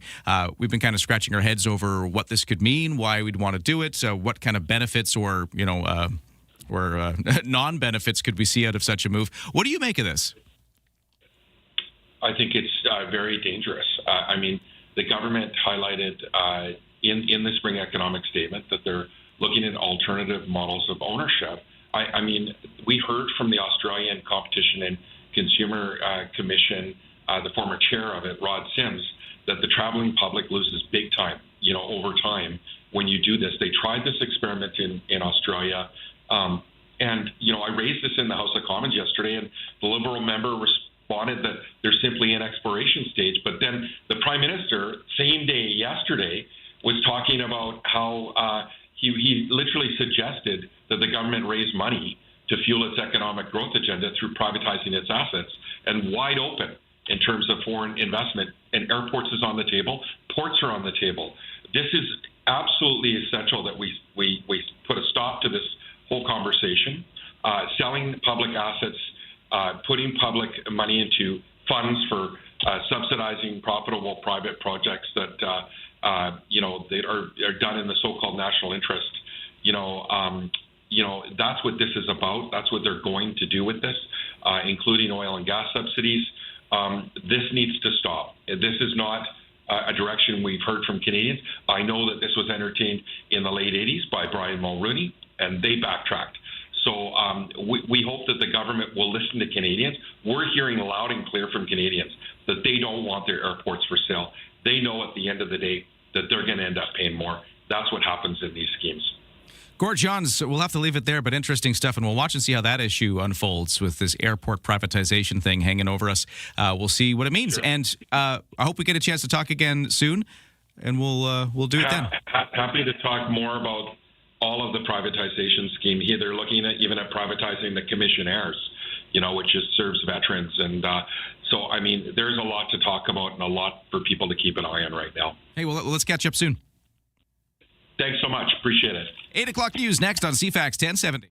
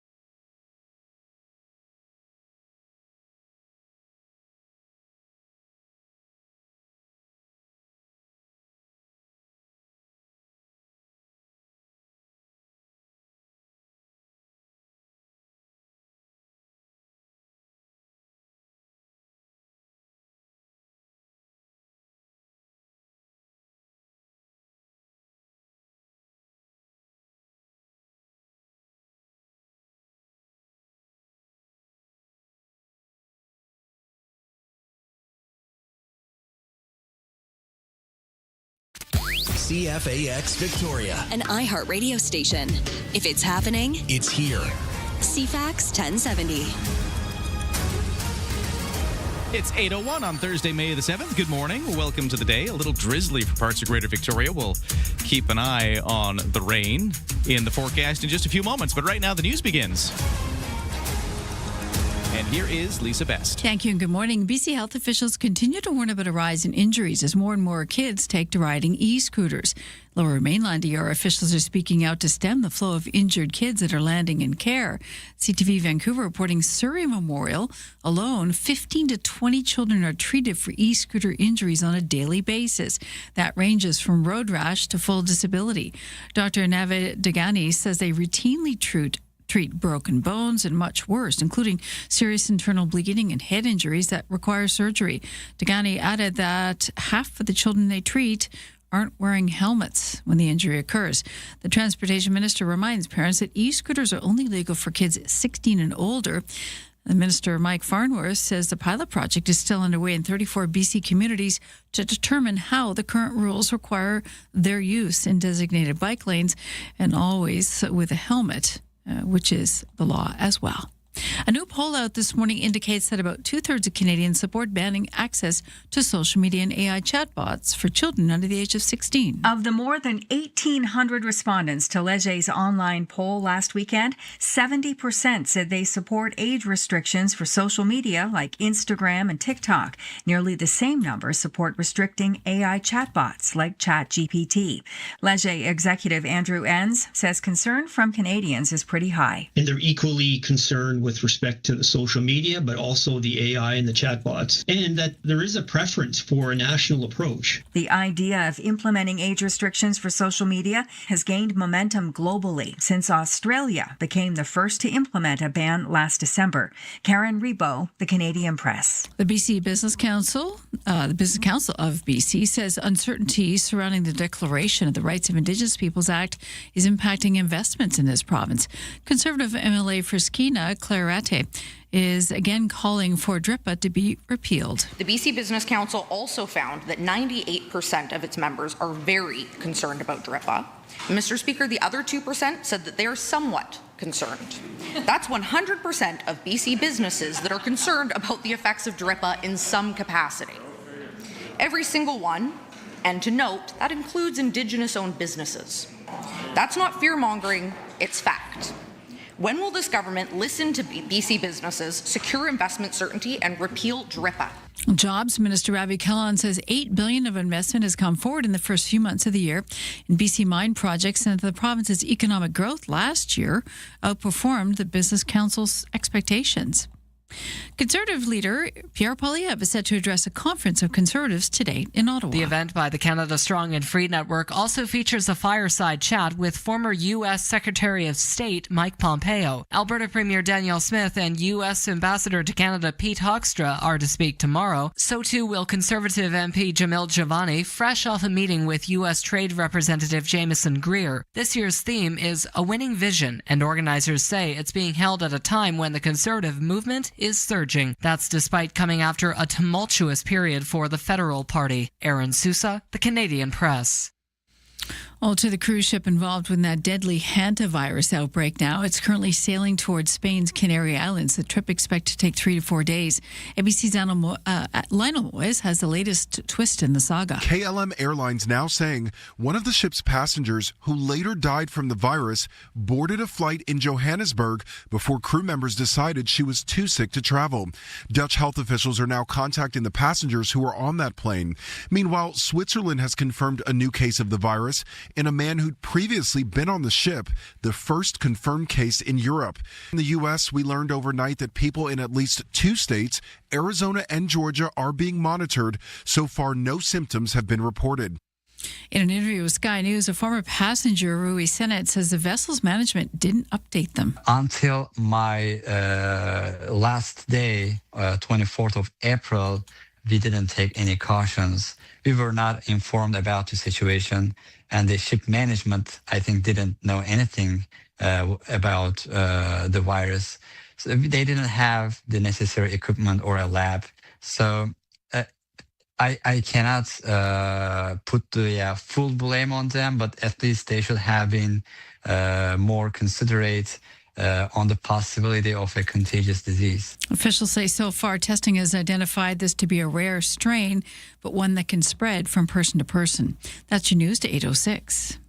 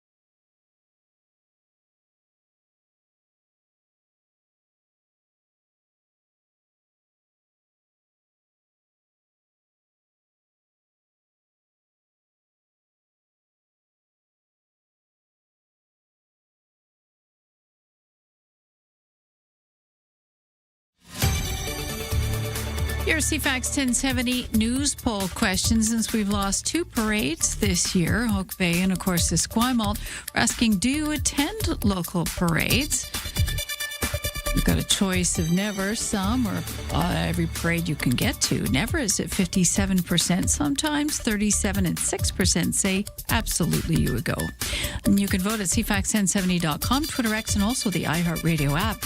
I'm Lisa Best, your news time, 8:07. Thanks, Lisa. Good morning. A little drizzly out there for parts of Greater Victoria. We will see the rain start to end once we get later into the morning and into the afternoon. And it's not even everywhere. Just parts of Victoria have been seeing it. Let us know what you're seeing where you are at 71010. And CFAX 1070 Sports, BCHL Coastal Conference Finals. The Nanaimo Clippers did it. They swept the Prince George Spruce Kings with a 6-2 score last night. They win the series 4-0, and the Clippers now reach the league championship series for the first time since 2022. So congrats to the Nanaimo Clippers, and we'll see them in the final round. In the WHL, the Victoria Royals, with some draft moves behind the scenes, they managed to get a big scorer in exchange for their 7th overall pick at the draft that was taking place yesterday. So Cameron Schmidt from the Seattle Thunderbirds joining the Victoria Royals. He's originally from Prince George. He's a prospect for the Dallas Stars in the NHL, having been drafted 94th overall in the 3rd round last year. He was a finalist for WHL Player of the Year this past season, and he was a WHL score leader, for goals at least. He totaled 51 goals alongside 89 assists for 100 points, and for points, he was 3rd in the league for point scoring. So Cameron Schmidt joining the Royals in exchange for the 7th selection at the draft this year, as well as the 4th overall pick for 2028. That's also going from Victoria in exchange for the player. And now over to the NHL. Montreal Canadiens fell short on the road last night, falling 4-2 to the Sabres in Buffalo in Game 1 of their 2nd-round NHL playoff series. Meanwhile, the Anaheim Ducks evened their series against the Vegas Golden Knights, 1 game apiece after a 3-1 road win. Some Whitecaps news in soccer. BC Jobs Minister Ravi Kahlon said yesterday that the government has been approached by a local group that wants to buy the Vancouver Whitecaps. The potential BC-based bid for the MLS team comes after that announcement last week that there's a formal offer from a U.S. group that wants to buy and relocate the Whitecaps to Las Vegas. That's your sports to 8:10.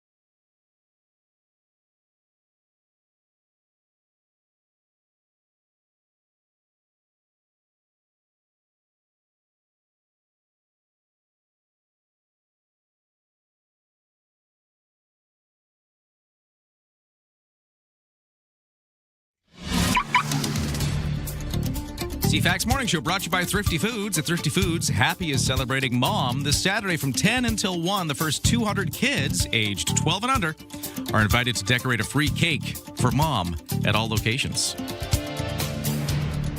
CFAX 1070 traffic and weather. No crashes or accidents on the roads. If you see otherwise, text me at 71010. We have continued to see a bit of drizzle fall over parts of Greater Victoria. It's mostly been West Shore and parts of the peninsula so far this morning. Could be a little wet on the roads depending on where you are, so watch out for that. But like I said, no particular issues caused by that as of yet. Southbound closures on Cook Street from Hillside to Bay. It's that paving work again. Watch out for obstructions there. And obstructions at the Pecalls or Mount Doug parking lot off Churchill Drive. That is closed for some construction work connected to the big telecommunications tower replacement up at the summit. They're doing some stuff with the crane today. The weather forecast, we got that drizzle for the morning. For parts of Victoria, then it's going to turn into just a mix of sun and cloud for the rest of the day. Highs of 16. Partly cloudy tonight, lows of 9. And then tomorrow, cloudy, highs of 15. Clearing up on the weekend, Saturday and Sunday looking like a mix of sun and cloud with temperatures climbing back up to around about 20 degrees. Right now, it is 11 in Victoria. On the markets, S&P TSX still managing to stay up a little bit, up 85 points to 34,067. No big moves, but a little bit of positive momentum there. For the Dow in New York, it's down 61 to 49,849. The Canadian dollar, it's 73.4 cents US, which is almost exactly where it was yesterday, so pretty much unchanged. Canadian dollar is there, and the crude oil, the barrel of oil, is down $3.73 over yesterday to $91.35 US a barrel. It's all here. News, weather, traffic, and community events. Ryan and Lisa, mornings on CFAX 1070. Well, coming up, we will speak to the folks from Gas Buddy about the gas prices. We've actually seen a few gas prices come down this morning, according to our listeners. It's not all over the place yet, but a couple of tips letting us know they've seen some cheaper prices out there. Where are gas prices headed? We're going to have that conversation in just a few moments. And then later, we're also going to talk to the Downtown Victoria Business Association, who have announced they will not do the Lights of Wonder anymore. Right. After 5 years, the structures, those big white structures that are all lit up, I guess they're looking a little worse for wear. They don't quite have the money, and there's some sponsorship challenges, and it's expensive, and they're going to go a different route. Where are they going to go? We're going to ask the Downtown Victoria Business Association later this hour. So those two topics coming up, Lisa. And where does that display go? Does it just stay in storage? Actually, yeah. What do you do with it? Do you sell it to somebody, or I'm going to ask him. Question. Let's ask him. Right? What do you do with those things? Because I'm assuming you could still do something with Put them. everybody at ease. Yeah. To take the stress off the week. We'll give you a bird break in 30 minutes. Ooh, a bird break is coming up. Okay. I love a good bird break. Right. We're going to listen to some birds. Well, that too. And we're going to listen to Anderson Cooper too. Strange. What's the connection? What? I'll have it for you. So we're going to listen to birds and Anderson Cooper? Right. I'm now confused and interested. He doesn't scream like a gull. Even though we'd like to see him in Beacon Hill Park this weekend. Oh yeah. Reminder, if you haven't caught this, and if you haven't caught our interview we did earlier this week on it, a Scream Like a Gull contest is taking place this weekend, Saturday at Beacon Hill Park. I think anybody can show up, and you just have to make your most convincing gull screech, or I guess anything. You could just make some sort of gull noise. It helps to wear the costume, I think, to really get you in the mood, right? They do encourage costumes. This is all because it's a world migratory bird week. Yes. And that's a culmination of it if you want to scream like a gull. And if you missed that interview, by the way, Ann Nightingale from the Rocky Point Bird Observatory was with us on Monday talking about all this. And you can always catch bits of the show you missed by following Ryan and Lisa the podcast, or going to the iHeartRadio app, or CFAX1070.com and looking at the sound bites of the show. Lots of ways to catch up. At 8:15, over to the headlines with Lisa. Opposition leader Pierre Poilievre set to address a conference of Canadian Conservatives today as the Canada Strong and Free Network meets in Ottawa. The Tory leader will give a keynote address just before noon, which is 9 o'clock our time. The annual event also features a fireside chat with former U.S. Secretary of State Mike Pompeo. And tomorrow there'll be speeches from Alberta Premier Daniel Smith and the U.S. Ambassador to Canada, Pete Hoekstra. Organizers claim the conservative movement is surging in Canada. I guess we'll see. The American Civil Liberties Union says its lawsuit against the U.S. Department of Homeland Security is to protect Canadians who have criticized the Trump administration online. The Canadian claims he posts under pseudonym to protect himself and his family from harassment. The ACLU says his criticisms have included the conduct, or lack of, the DHS, which oversees the Immigration and Customs Enforcement, better known as ICE agents. ACLU staff attorney Michael Perloff says the government is seeking a wide swath of information about their client for no apparent reason other than his online criticisms of the Trump administration, and warns the consequences could have a chilling effect on free speech. And Google adding a blog and web forum as sources in its AI searches. The move, which does have its opponents, could help users find information to tricky questions, but it also may spit out less reliable information.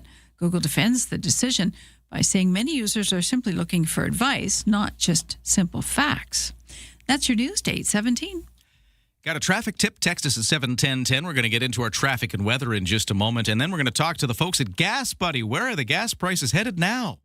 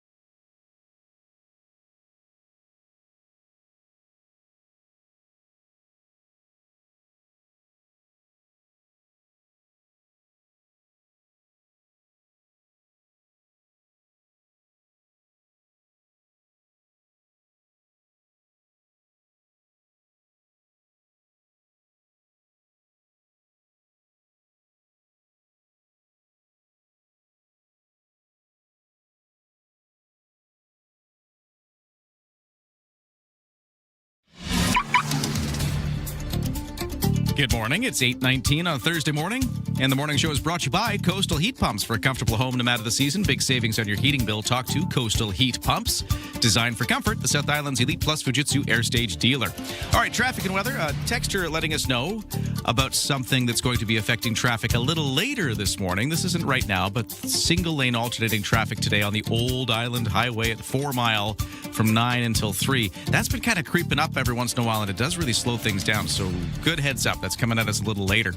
We do have the paving work on Cook Street from Hillside to Bay, continuing full southbound closure and just delays otherwise. Cook Street still one to avoid in that spot. For the roads, as far as crashes or accidents are concerned, we've got none of that, but we have seen some scattered showers for parts of Greater Victoria this morning, and we still got this little chance of drizzle with us, so watch out for some potential wet stuff on the roads. It's not everywhere, though. Just mostly West Shore and some of the peninsula so far. I've been seeing that. If you see otherwise, text me at 71010. And with that weather forecast, it eventually turns into a mix of sun and cloud later today. Partly cloudy tonight, then tomorrow, clouds, highs of 15. Saturday and Sunday clearing up with temperatures getting around 20 degrees. Don't attempt your morning commute without us. Ryan and Lisa, mornings on CFAX 1070. What is happening with the gas prices? They've shot up. Now they're going down again.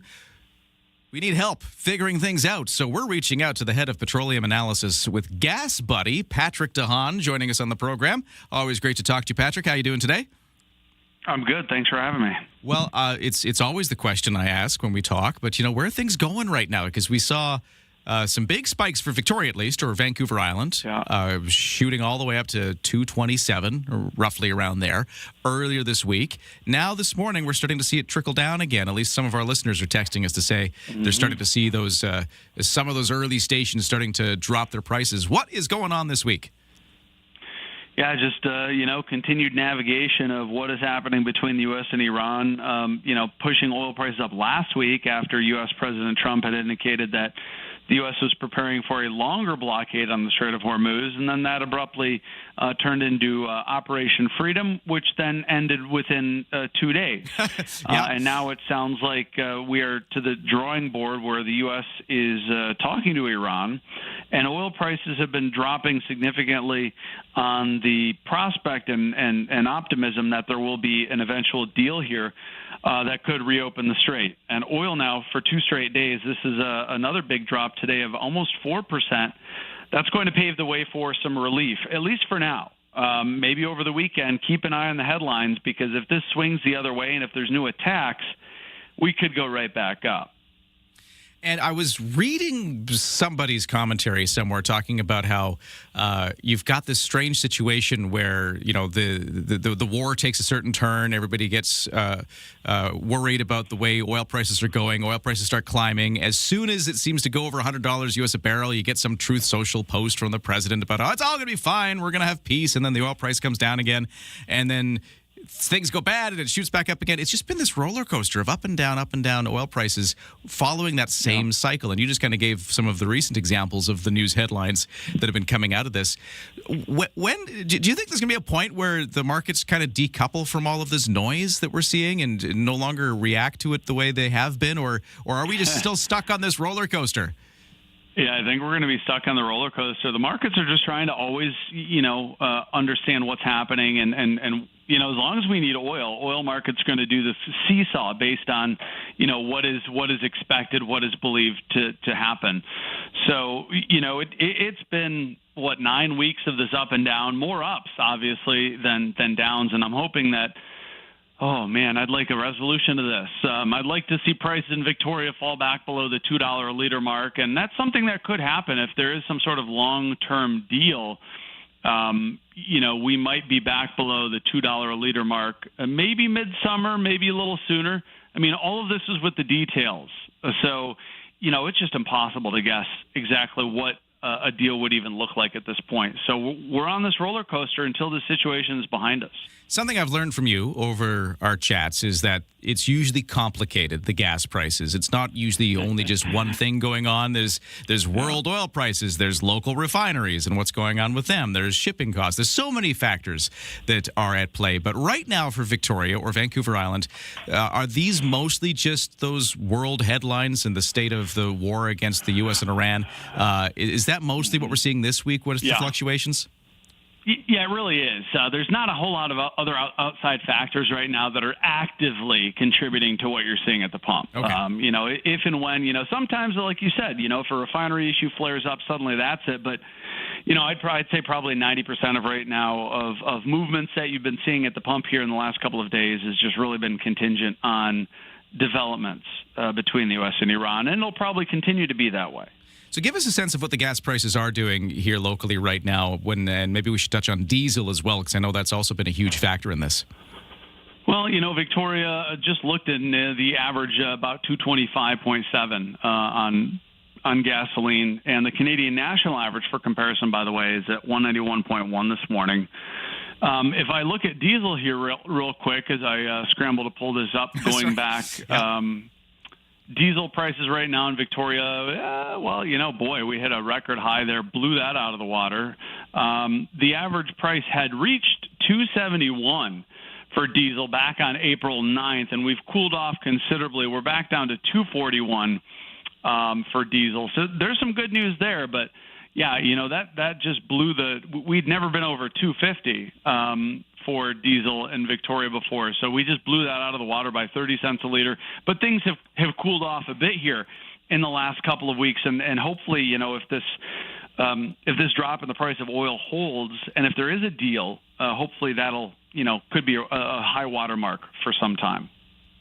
We're talking to Patrick DeHaan, head of petroleum analysis from Gas Buddy, about the state of gas prices going up, going down this week. It's all over the place following world news, both diesel and gasoline. Now, one other thing, when it comes to gas prices, something we've been talking about a little bit is people complain about, I don't know, feeling ripped off a little bit, thinking maybe we're getting gouged here. Maybe we're seeing this kind of, shoot up unfairly when there's some bad news, and then, taking its time to go back down. What is your knowledge about that? Is that an actual thing that happens, or are these pretty much just going with the world prices and the headlines, or I don't know. I don't know where my question is going, but we keep getting these questions about, are we getting ripped off? And I don't know if you have any sense of an answer to that. Well, no. I mean, this is economics. I mean, it's uncomfortable, yeah. It's not too dissimilar to the housing market in Vancouver, which I think a lot of people know has been, red hot. It's just, oil markets move a little bit more frequently volatile markets because of developments that, for the housing markets, it's slow-moving developments. It's not quite down to the weeds. But when the global economy consumes 100 million barrels and suddenly, one day 20 million barrels vanishes, it's a big problem. Gas stations are simply trying to pass along their costs. I know politicians love to use the word gouging, but this is just economics. Stations are taking something that is gasoline and diesel. They're buying at a price, and they're trying to sell it and also keep a business afloat.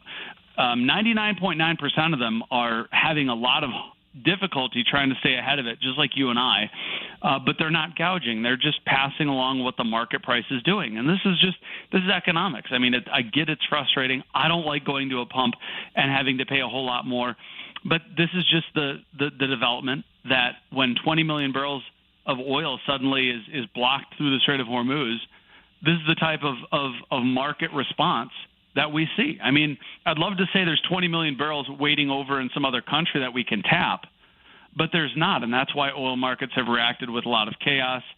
And headlines really matter because there's so much oil blocked through the strait that the potential to reopen it could mean oil prices plummet. And so, the markets are trying to position. But in the end, 20 years of watching markets, everyone is just passing along whatever the market is doing, and hopefully in the next couple of days it's going to be decreases. Always great to get your perspective, Patrick DeHaan from Gas Buddy. Much appreciated. Thanks for having me. We'll take a quick break here. We'll follow the rest of the news going on at 8:30 with Lisa Best. We'll be talking about the Lights of Wonder not happening in Centennial Square this Christmas season. That got announced yesterday, and the folks at the Downtown Victoria Business Association will be joining us to talk about that some more as well in the next half hour. And we got a bird break. So much to come. Stay with us. Developing political story, a big doozy. Vashi Capellos. What started as a dull day is anything but. The top newsmakers. Your go-to political debrief. Daily. What is really going on? The breaking news. Just moments ago. And the entertaining analysis and debate to follow. I don't think you can sugarcoat it. It's an issue. It's not true, guys. Yeah. Vashi Capellos. There is a greater plan here. Vashi Capellos. Weekdays, 9 a.m. to 11. Bigger picture politically, which is on CFAX 1070.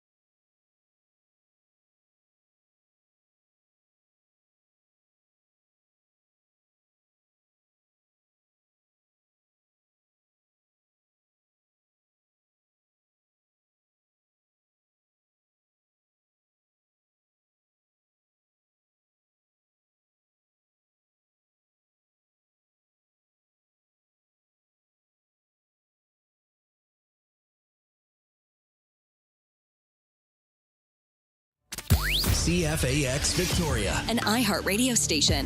If it's happening, it's here. CFAX 1070.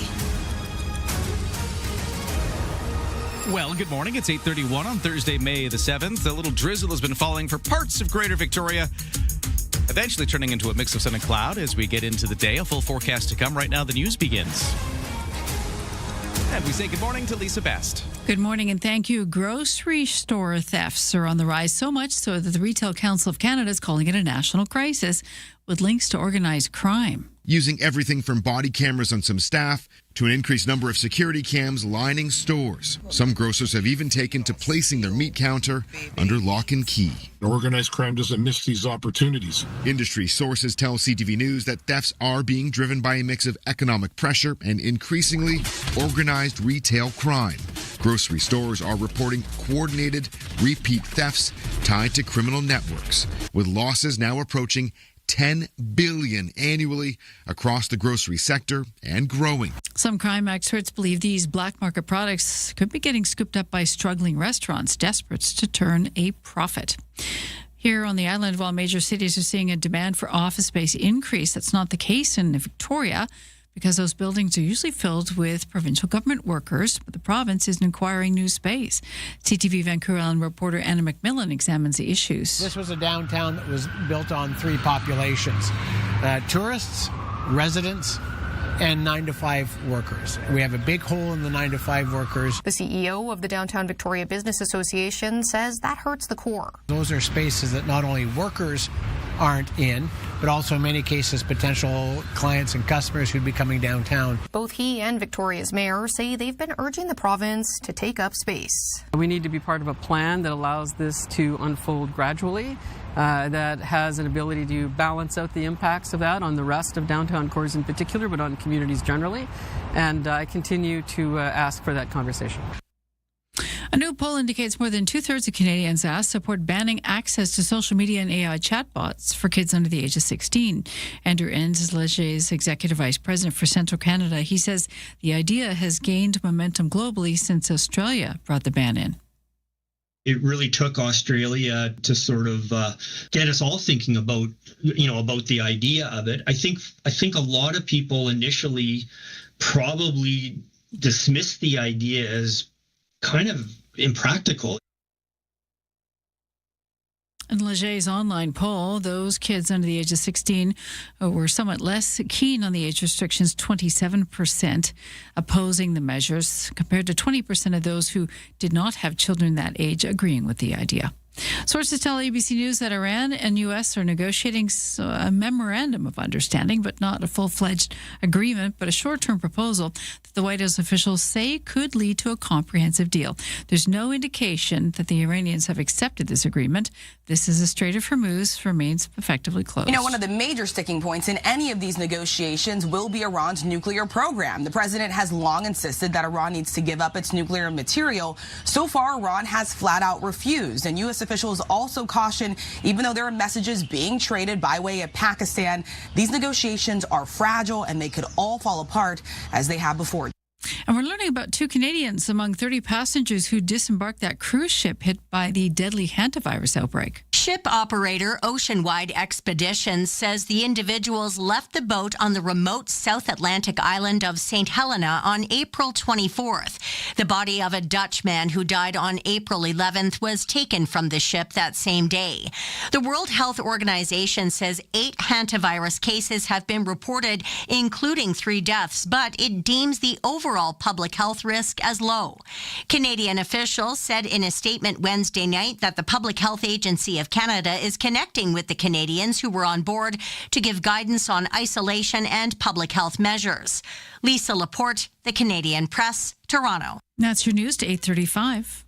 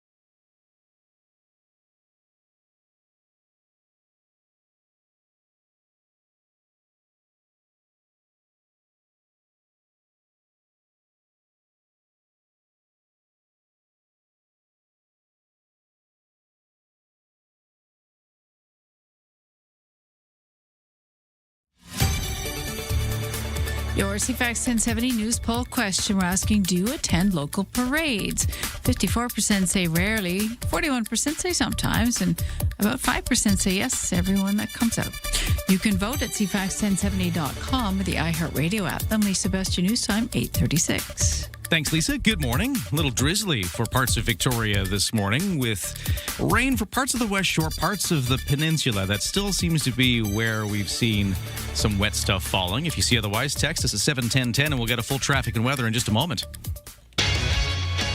Right now to the sports. So, the Victoria Royals of the WHL have acquired one of the top scorers of the league last year in a deal that was done on the draft day yesterday. So, 2007-born forward Cameron Schmidt coming to Victoria from the Seattle Thunderbirds. That was an exchange for the 7th overall selection in the draft this year, as well as a 2028 4th-round selection going from Victoria to the Thunderbirds. So Schmidt hails from Prince George. He's a prospect for the Dallas Stars in the NHL. He was drafted 94th overall in the 3rd round in last year's draft, and he was a finalist for WHL Player of the Year this past season, scoring 51 goals, 49 assists, getting 100 points in 72 games. That placed him 3rd in league point scoring. So a little firepower coming to the Royals next season as part of the behind-the-scenes trading and wheeling and dealing as part of the draft yesterday. Elsewhere in hockey, BCHL Coastal Conference Final is over, and the Nanaimo Clippers swept it. They defeated the Prince George Spruce Kings 6-2 last night, and with that, Nanaimo wins the series 4-0 and will move on to the league championship in the BCHL. It's their first time getting that far since 2022.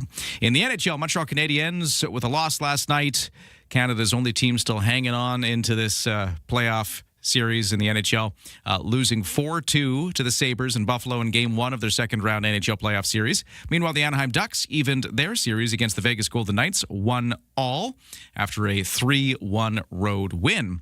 In the NBA, Canadian Shai Gilgeous-Alexander and his Oklahoma City Thunder are looking to take a 2-0 lead into their best-of-7 second-round series against the Los Angeles Lakers tonight in the NBA. The defending champion Thunder handily won the first game back on Tuesday, despite an off night for the MVP favorite, Gilgeous-Alexander. So we'll see how he does tonight as the NBA playoffs continue. And that's your sports to 8:39.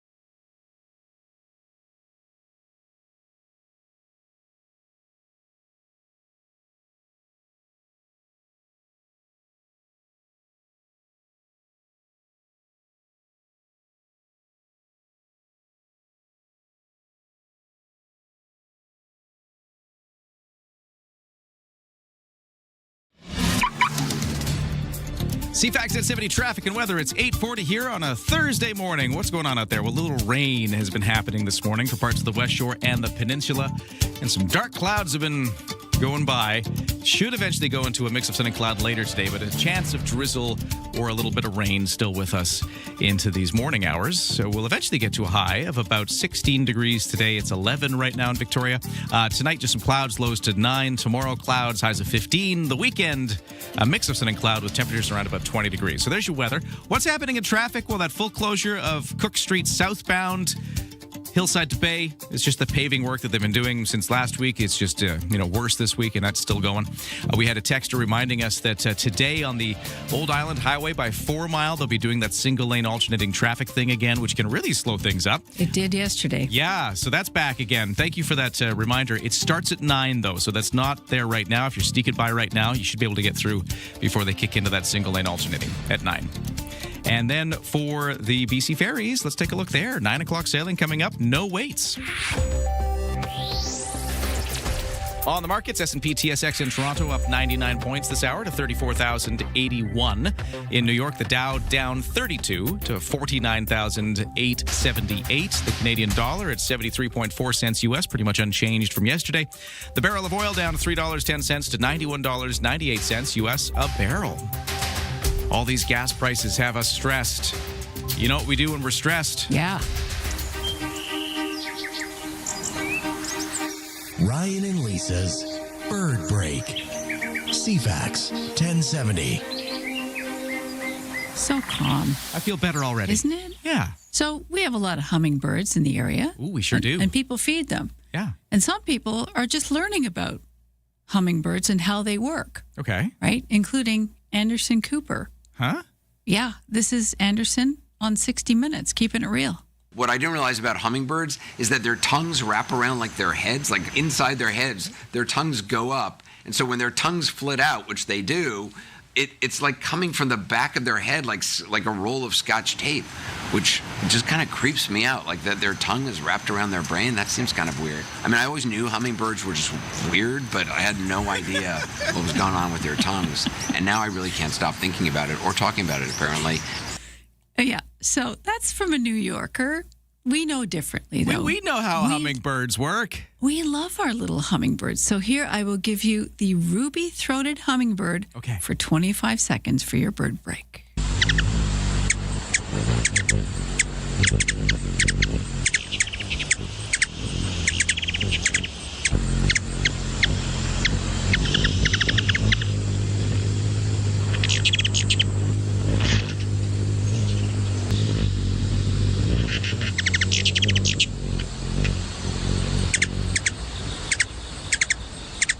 And there you have it.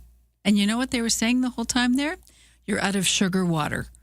Fill up your sugar water.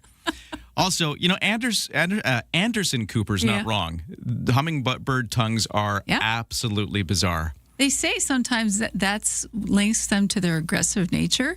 It's the fact that their tongue is in the back of their head. But that little tongue, because they have to curl it around, it's got nowhere else to go. So it curls around the back of its head. Inside, obviously. But pretty wild. And I guess Anderson just found that out. I think they're adorable. And I like how aggressive they are. They're small and mighty. Texter at 71010 says, where are all the hummingbirds? Used to see lots, now none. I'm trying to think if I've seen one yet this year. Put a feeder out. Yeah. You'll find them. And you can watch the tongue. Keep it clean. Got to keep the feeder clean. Well, there you go. It's our bird break. I was not expecting Anderson Cooper as the bird break. That was not what I had in mind for today, and I love it. That was great. Lisa, what else is happening? A new Stats Canada analysis shows people between the ages of 25 and 39 today are twice as likely to live with their parents than their older counterparts did when they were the same age. The new report shows Vancouver had among the highest rated millennials living at home based on 2021 census data, with almost 37% of Vancouverites in the age group doing so. That percentage up about 17% from 3 decades ago. Vancouver's rate was only outpaced by that of Toronto, which sits at 46.8%, and that up from 21.8% in 1991. Google is adding blog and web forums as sources to its AI searches. The move, which does have its critics, could help users find information to tricky questions, but it also may spit out less reliable information. Google's defending the decision by saying many users are just simply looking for advice, not actual facts. And the holidays are going to look different this December in Centennial Square. It'll be dark. The Downtown Victoria Business Association announcing that its annual holiday event, Lights of Wonders, will not happen this year. They say after 5 years, those light structures are showing significant wear and tear. And they say the cost to repair them, combined with increasing challenges in securing sponsorship, has made the event financially unfeasible to continue moving forward. We're going to hear more on this from the Downtown Victoria Business Association CEO, Jeff Bray. He's going to be live in just moments from now on CFAX 1070. That's your news date, 45. Yeah, stand by for that. Also stand by for traffic and weather. If you see anything out there causing trouble, send us a text at 71010, or maybe you're seeing some of this rain that's been falling for parts of Greater Victoria. You can send us a text. I will read this one text, though, at 71010 after talking about how weird hummingbird tongues are and how they wrap around their skulls. Yes. Texter wondering if Gene Simmons' tongue does the same thing. Yeah, because where does all that stay when it's not out? It's got to go somewhere, right? I don't want to have that visual, but hey, okay, you're putting us there. Well, the texter did it. The texter did it. It's not all me. rock and roll. I just read things. That's what I do. Anyways, Lights of Wonder and the Downtown Victoria Business Association's decision to discontinue it. We're going to talk about that next. From CFAX 1070. Here's what's happening around the island. The Esquimalt Buccaneer Days takes over Archie Browning Sports Centre and Bullen Field, May 7th through 10th. Full schedule on esquimaltbuccaneerdays.ca. Sign up for the Walk for Alzheimer's, Sunday, May 31st at Fisherman's Wharf. More info at walkforalzheimers.ca. Get more event info at CFAX1070.com. If it's happening, it's here. CFAX 1070.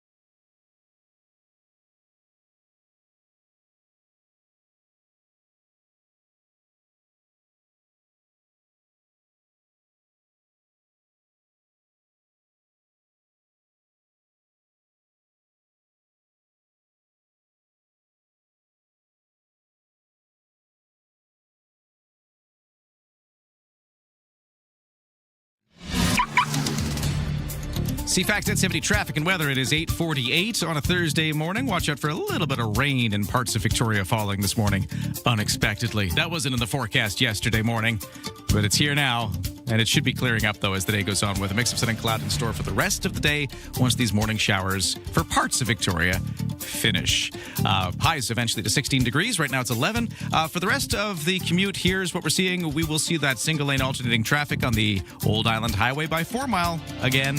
I'm actually looking. It's already looking kind of backed up. I don't think the road work is supposed to kick in until 9, but maybe we're already seeing some delays. I'm not sure, but it's looking a little slow on that stretch of road. We've also got the paving on Cook Street, Hillside to Bay, continuing today. That's been going on all this week, so nothing different there, but just a heads up that that's still a factor. And at BC Ferries, 9 o'clock sailing from Swartz Bay to Sawasan is coming up with lots of room left for vehicles. Thanks for starting your day with us. Ryan and Lisa, mornings on CFAX 1070. In the news, the Lights of Wonder Christmas display is not returning this winter season. The Downtown Victoria Business Association, they're the ones who put this on, and they're joining us right now to talk about the decision and other stuff going on downtown. We got Jeff Bray, the CEO here. Jeff, always great to get you on the program. How you doing? Good morning, Ryan. Doing great. Thanks for having me. Yeah, it's sort of funny to be talking about Christmas lights in May, but here we are. I guess you got to start planning these things early and talk about what you've decided to do this year. Yeah, I know we love Lights of Wonder. It's the free light event we put on every year for the last several years in Centennial Square. Our members love it. But it is a very expensive operation to put on. I mean, it takes 3 weeks just to set the thing up. So it's not a small endeavor, and then we have staff and we pay performers and activations. And over the last few years, sponsorship has become harder and harder to come by. And the DVBA, all of our activities, including Lights of Wonder, are funded through a levy of our businesses. And so last year, the city provided us a $200,000 major event grant, which was fantastic. And it turned out that was really the only way we were able to put on Lights of Wonder even last year with that city grant. You can't get that grant more than 1 year. And sponsorship just in the current economic climate has been very difficult. And so we ourselves, the team, and the board, looked at the financial obligations, looked at the other things that we need to do to support our members, and made the very difficult decision to this year put it on hiatus. A secondary consideration was that, and I've heard you mention this earlier today on the radio, that the equipment, is getting older. It sits out, all December in all kinds of weather, and we spent quite a bit of time repairing elements last year, and a couple of our elements actually we couldn't even install last year. They're no longer safe. So we're also looking at a major capital consideration. Whether do we replace these? Do we do something different? And so with all of that culminating, it was just decided that we would take a hiatus this year. I know you and Lisa were talking about earlier, where are the elements? They're in storage, and the storage actually is donated to us. So the equipment is still there. We still have it. And, we will assess over the summer, what can we repair? What could we, loan or sell to other entities? That will all be looked at over the summer. I love this. You know exactly all the questions I was going to ask. This is great. Well, the CFAX listeners, yeah. So there you go. I love it. This is wonderful. But yeah, okay, that does kind of answer the question. So you've got this stuff still. You'll assess what you do with it beyond this, and you'll also be assessing what you do with the Christmas season. Maybe it's not Lights of Wonder. That's going on hiatus, you said, but maybe something else could take its place down the road? Well, absolutely. And certainly, again, the desire to sort of, create excitement and energy downtown is something that we believe very strongly in. And our members, really enjoyed it. I mean, it was an expensive thing, but they really enjoyed it. But what we're going to be looking at for this holiday season is, maybe more activation spread throughout downtown rather than just one location. And maybe some of those activations being during the daytime, because, of course, we want to make sure that when people come down and enjoy these events, that they're also supporting the businesses that ultimately are funding it. And so providing more opportunities for people to combine holiday shopping or Boxing Week shopping with, having a drink or dinner out and participating in some of these activities. So, we're looking at all sorts of ideas on what we can do in and around downtown to sort of replace the single location Lights of Wonder with some other cool things.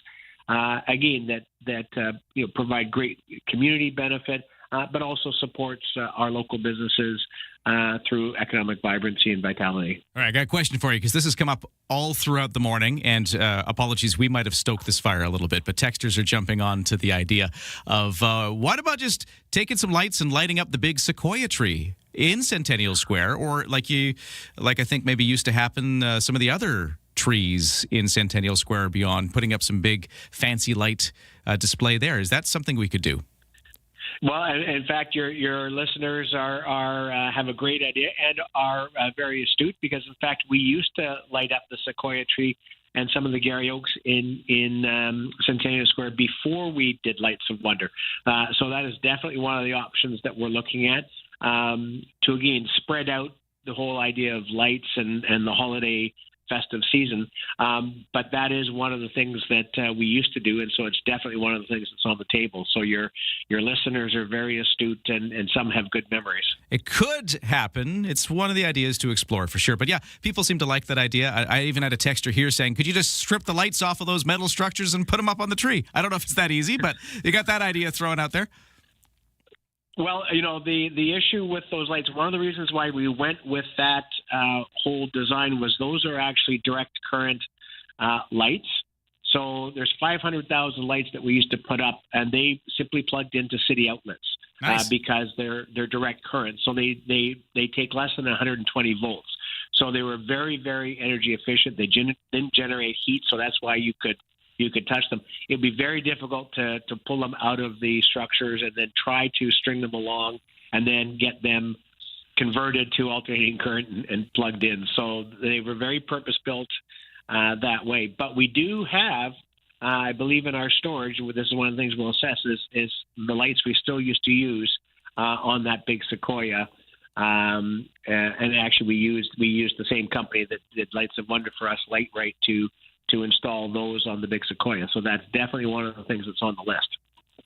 Interesting stuff. So good points from our listeners there at 71010. Another texter wondering about the performances, because I think there was the Lights of Wonder, but there also would be musical performances and stuff like that. And they're wondering how that factors into it. And could you, save some money by not doing that? Or I don't know how that all works, but maybe address the performance part of it. Yeah, well, and again, that's we did have performances. We pulled back a bit last year, again, because of financial concerns. So, I mean, that is always an option, but really the installation and the staffing are the major costs. And those, one of the reasons why we went from 2 weeks to a month was, the setup and tear down cost the same whether you did it for a day or a month. So we decided to run it for a full month. We could cut out the performances. That's certainly something, but that would be sort of an incremental savings. But it's not the major cost. It really is the installation, the renting of cranes and boom lifts and various things that are required, and that's really our challenge. And that's the other thing we're looking at is, could we downscale some of these elements and place them in other places? We're faced with the same problem, is you need the same heavy equipment, whether you do it in one location or 10. No, that makes sense. Well, look, we're right at a time, but thank you so much for answering some of our questions from our listeners and talking about this change. And we'll watch and see what happens, because still more to come on the Christmas season. Hey, it's only May. Lots of time. Jeff Bray, thanks for talking to us. Thanks very much, Ryan. Have a good rest of the day. Well, that's Jeff Bray from the Downtown Victoria Business Association. That's all the time we have for today. Thanks for listening. Thanks to Morgana Adby for producing today's show, and we will talk again tomorrow.